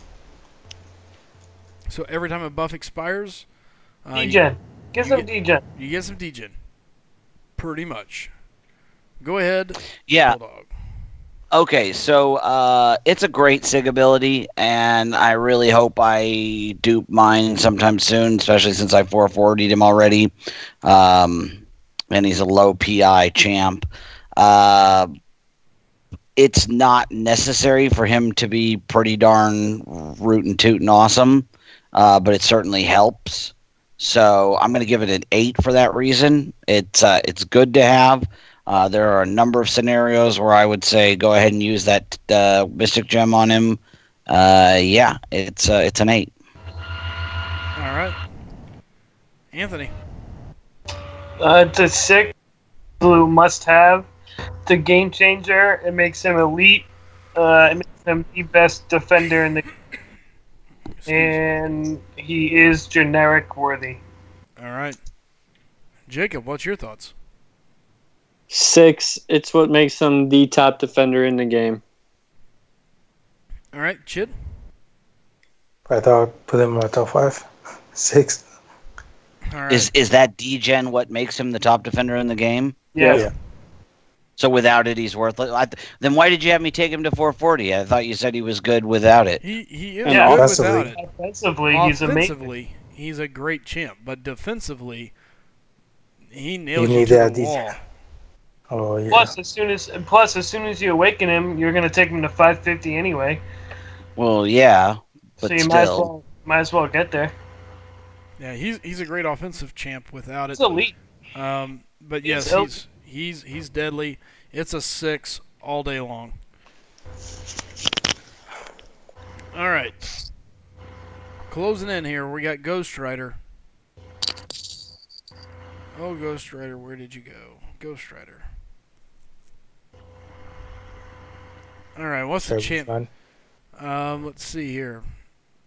DMR said Magic is an 8. I mean, it does make her super god, but she is not dependent on her SIG. You're right, Super. she's not Agreed. dependent on it, but man, indirectly she is, because that's what makes her such an amazing defender. It gives you extra damage. It's nasty. So, all right. Let's see here. Basically, on Ghost Rider, finish a 5-hit combo with a medium tech, you get a 65% chance to get a Fury. And that's your And sixth put another judgment. judgment. Correct, and another Yeah. judgment. He's good without it. It's not a necessity. It does speed everything else up. It does increase everything else. But here, you can play him really well without it, and for that reason, I'm going to give him a 9. I think he's great without it. So yeah, Chit.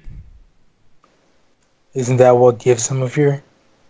That gives Yeah. him Fury. Correct. 65% chance. 6. Because that fury helps the last steal a lot. And the bleed too. All right, Jacob.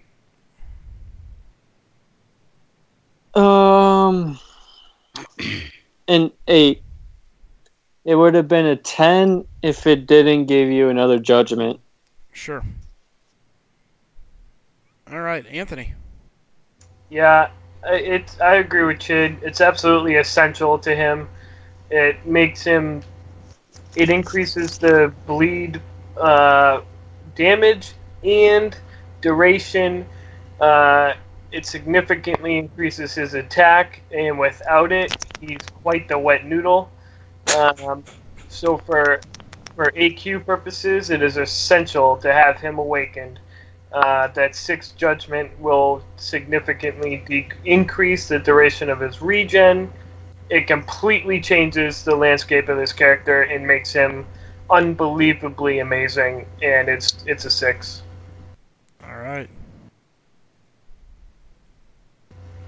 Bulldog. 8. I think it helps. I think it's a very good, gives him the fury, gives him another judgment, which increases your, bleed if you do it right, but not vital to his usability. I would still say rank him. I don't know what I hit. Oh, oops. Double oops. Triple oops. What did you do? There's a lot of oopsies there. Don't worry. All right, back to I'm back. Hey, welcome back here. I'll catch you up. We're on the gaining 100% increased ability accuracy and X% increased buff duration. On an odd combo, opponent is possessed, gaining 50% decreased ability accuracy and 71% or X% increased debuff duration. So, what do you got, Bulldog? 8. I think it's useful, it's helpful, but he is still worth ranking up without it. All right, Frojo. Anthony gave him a 5. Frojo, what's your thoughts here for Doc Voodoo? Anthony, help me out. It is completely essential to the character. Without it, he has a minimal regen. With it, he has double the regen at max sig. It gives him a 100% chance to convert all buffs into poison or power drain. Do so. If possessed. Oh, that's tied to his sig ability as well. Yeah, to convert them all. Yeah, it's all there. 100%. Oh yeah, change mine to a 6. 100 offensive ability accuracy. It completely ensures that he converts every Loa. When you possess the opponent, they gain 50% decreased ability reduction, which is very nice for Thorns, very good for Spider-Man, what have you. Completely, it's what makes him God tier, what makes him the single most best champ in the game. Yeah, if you use it against Yellow Jacket, his Frost Tank won't work on you. I mean, it's what makes him the best champ in the game, hands down. 6. Jacob. 6. I wouldn't use him unduped. He would have to be duped, in my opinion. Yeah, me too. I wouldn't even touch him until he was awoken. Yep. All right, so here I am. It's a 6. Now, saying he's the best champ in the game hands down might be a stretch. Might be a stretch. Not a stretch. Hands down, best champ in the game. Can literally do any fight in this game and excel at it. He has 0 weaknesses. He is an excellent defender. He literally, hands down, the best champ. Okay, real quick, and maybe I'm wrong. How many LOL runs does Voodoo have so far? I've seen no one do it with him. Oh, not only could you do it with him, like that is not the only aspect to this game. He can literally do everything fight in this game. AQ, Well, ROL. I wouldn't say every. I mean, No. bleed and poison. No. With the poison, you go to your L2, and if you have your L2 on, not only are you doing damage from the attack, but the power burn does increased damage, which makes up for the lack of poison. He has 0 vulnerabilities. He can literally do any fight in this game. First off, his attack is not overly strong. There's a reason people aren't. Look, you can say that Oh, he could do LOL. If he could do LOL, people would be doing LOL with him. Somebody would be the first one to be like, look, I'm doing it with Doc Voodoo. Everybody would be jumping on it. There's a reason why Star-Lord got ranked 1-1-1-1-1-1-1 on our, well, in a 2 from Frojo on our signature ability dependency. Because once he's awakened, he is God tier. He is the guy that but does Anthony's anything. not arguing that he's more important than Star-Lord when it comes to signature ability dependency. He's arguing that Voodoo's the best overall champion in the game. That real quick, signature ability is a portion I of would rather that. have a one-trick pony than the guy who can literally handle every inch of this game. I Yes. ranked Star-Lord as #1 in this era, in this particular, but I never use him, and I use Voodoo everywhere. Okay, here, let's ask all the time, whenever That's- possible. look at the chat. Like you can't use Star-Lord Oh, every. hold on. Italian Joe says somebody did do LOL. He said it's been done with a 5-star Voodoo, somebody in his alliance. DMR says Mystic Champs and LOL is a no-go. Voodoo sucks against Poison Immune. He doesn't, though. He does not suck against Poison Immune. There are other ways to use Voodoo than the poison. There is, but at the end of the day, look, how many people do you see begging for the 5-star Voodoo? How many do you see begging for the 5-star Star-Lord? Everybody wants 5-star Star-Lord still. If you're not begging Just to do LOL. Voodoo, if you're not begging for the 5-star Voodoo, you are literally insane. Like I'm begging for a 5-star Magic love and it. Dormammu over Dr. Voodoo. yeah. Okay. I mean, I don't think there's no doubt about it. Hands down, he is a great champion. But to say he is the cat's meow in the game, I can't just say that on him yet. I think he's a great champion. He's definitely up there. Yes, his special 2 does hit hard. Yes, there are some things about him. But at the end of the day, I still would take Star-Lord, the new Spider-Man, probably above him right now. Voodoo That's your would be loss. real close. That is your loss. And his ability reduction isn't that good from his stick. It's pretty damn good. It's 50%. It's It's 50%. not. It's And not good. and every time I use it against Spider-Man, he evades 0 times.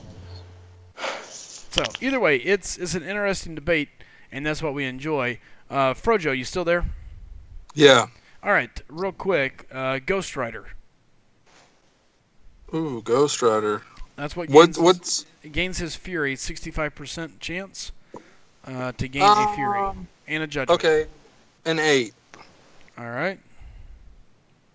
Dormammu. He's That's where he gets degen. Yep. 6. Guillotine. That's her heal for every 4 souls she has. 8. Magic. 6. Unstoppable Colossus. It makes him so 6. And Juggernaut. It makes him so 6. All right. Let's see here. Let me scroll back up here. All right, real quick, we're going to have a little bit of a quick fire session with Bulldog. Bulldog, if you don't know what the ability is, again, let us know, and we'll quickly explain. Starting with Iceman. 8. Very good ability. Doesn't need it to be awesome, but it Psylocke. does make him awesomer. What's Psylocke? It's a power control mechanism. Get them to 100%, and it locks out their abilities, I believe. I'm pulling her up right now. I've got her, but I don't really use her. Not yet, anyway. Basically, whenever they're at defensive ability accuracy drops by X% when they have 0 power. Also gains up to X amount bonus crit damage the lower the opponent current power is. 8. Alright. Cyclops Red. 9. Cyclops Blue. 8. Gambit. 10. Magneto. 7. Magneto Marvel Now. 8. Nightcrawler. 10. Cable. Cable. Can you remind me on Cable? Yep, that's his power gain. Give me one second. Yeah, 8. Alright, Colossus. 9. Rogue. Rogue. Is that her shake off? Nope, that allows her to crit on her steals. So she can crit for her life steal, her power steal. So During the great fabric of the psyche, every life or power steal has a 30% chance to be critical, increasing the amount absorbed. Helpful, not necessary. 8. Storm. Choice. That's the more energy the opponent has, the more. 7. Oh, sorry, 6. Alright, Angela. 10. Black Bolt. Black Bolt is Black Bolt is he gets a Fury when he lands a crit and gains a permanent Fury, I believe, whenever a crit is landed against him. That's a % chance. Permanent cruelty or buff. Fury buffs increase attack by 96. Cruelty buffs increase critical damage. 9. Alright. Black Spidey. Cosmic Spidey. 7. Captain Marvel. Captain Marvel. 6. Drax.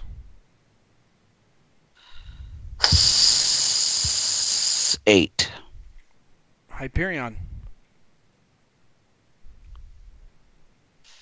What's Hyperion's again? Buff duration. I'll just read it out to you exactly. Storing converting cosmic radiation, resulting in a X% increased buff duration. 9. Kamala. 8. Gamora.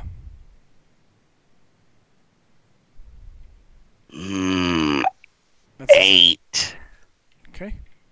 Yeah, I mean, 9. I mean, if she got him more than once per, 9. All right. Groot. What's Groot's Sig? That's his physical resistance, I believe, is what it was. But give me a second. Yeah, 8. Okay. Phoenix. 6. She really needs that. That's her Phoenix Rising, right? Yep. Yeah, 6. All right. You got Ronan. 9. Superior Iron Man. 6. Venom. 8. Do you know what Venom's is? Because it was the opposite of what I It's thought. the critical increase, right? No, it's when they're bleeding. Yeah, if they're bleeding, it does more criticals. Yeah. Yeah, and that actually, that's a 9. All right, Venom Pool. Venom Pool. Is that the nom nom nom? Nope. Venom pulls a random buff out of thin air, basically. 10. Carnage. Is that the extra buffs the longer the fight goes on? Nope, that's the if they're bleeding.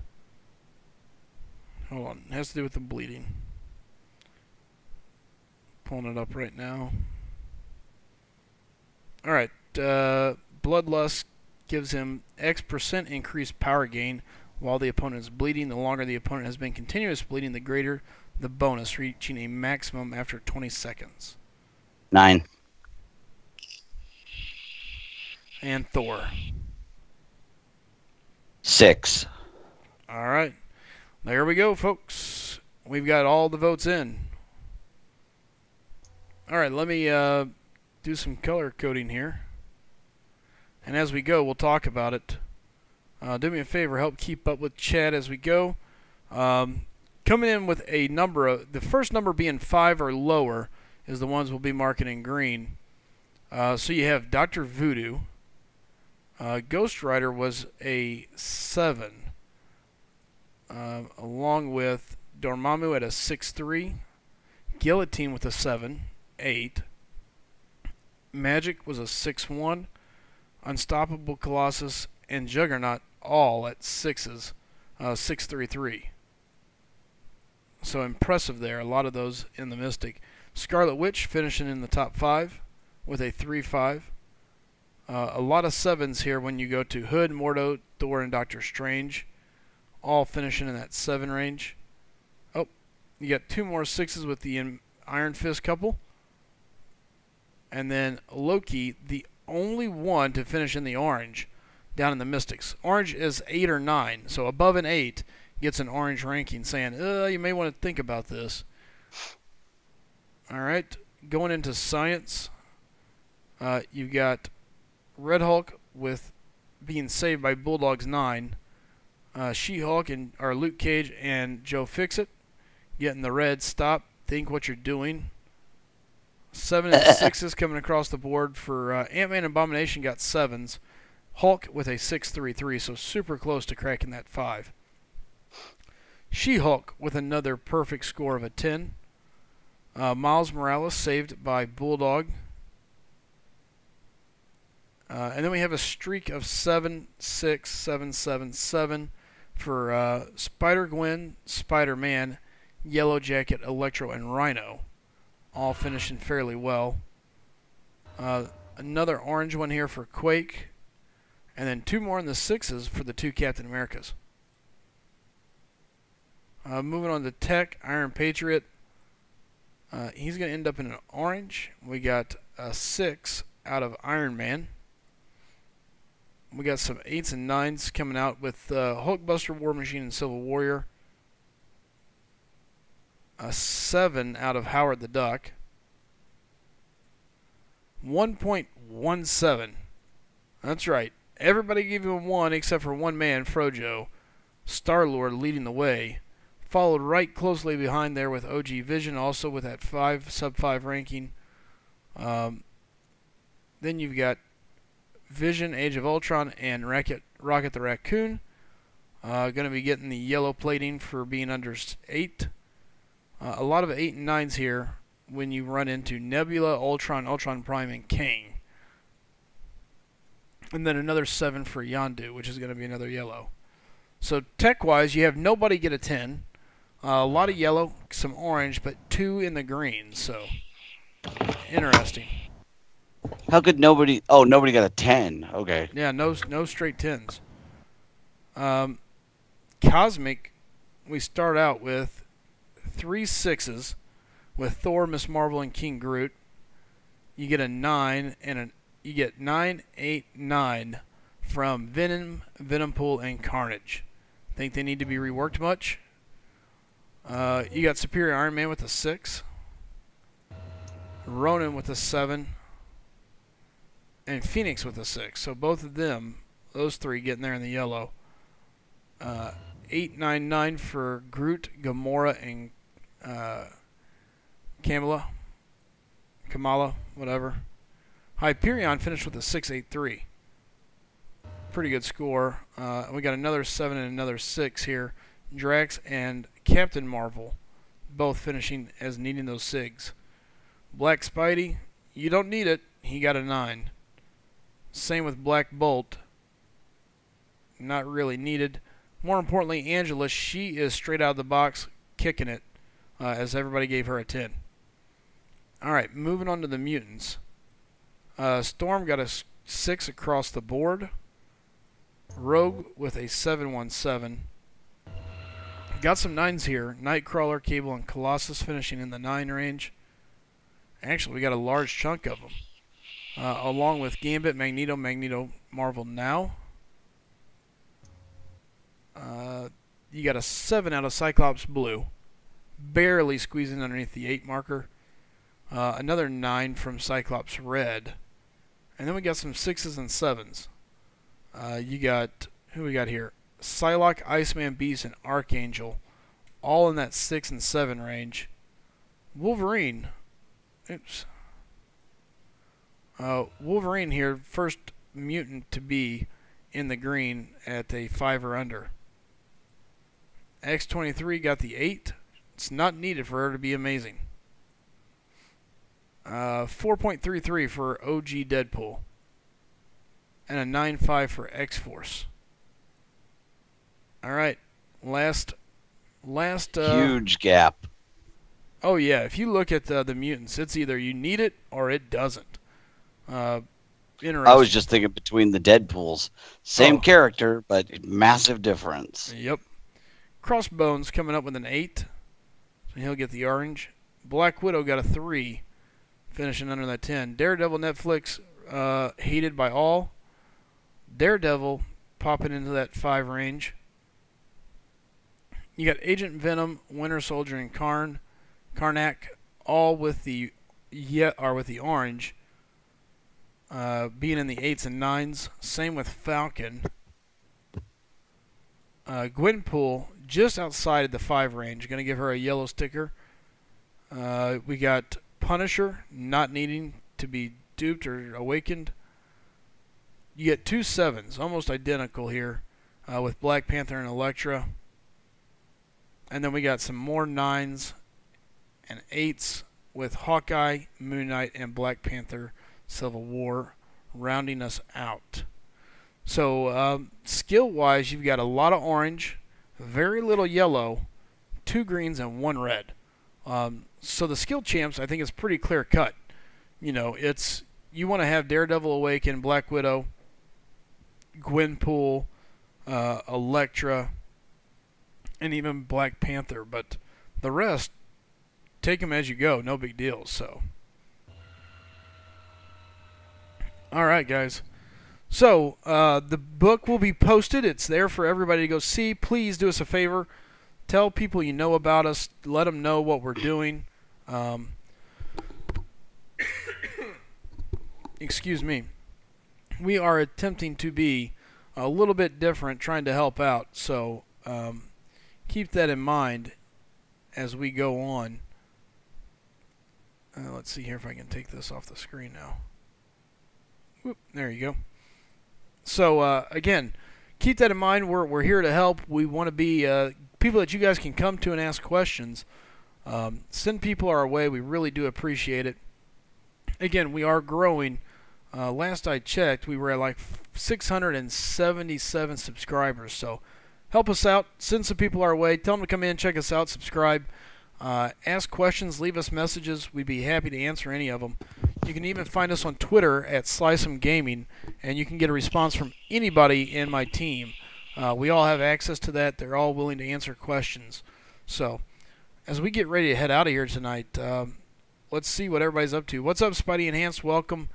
If you've never been here before, man, do us a favor. Hit that like button, hit that subscribe button, and tell some more people about us. If you want the link to the spreadsheet, give me 1 second here. There you go, Eternal Warrior. Click that, it'll take you right into the spreadsheet. You guys can check it out. We're going to be making it easier as we go, so. Alright, real quick, let's get some final touches here.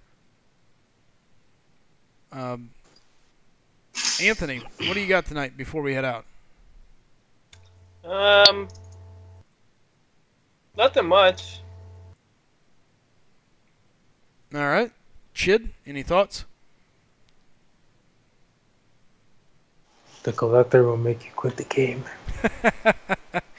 I see a lot of people heading that direction as we all try to get ready for the new Daily Crystal. Oh, he's annoying. Jacob? I think he said he'd be right back in the chat. Oh, all right, I missed it. All right, well, Frojo, what do you got, bud? Rogue is a 6. Don't listen to Jacob. Fair enough. Bulldog, anything you'd like to go over before we head out for the night? Let me think. No, I can't think of anything pressing.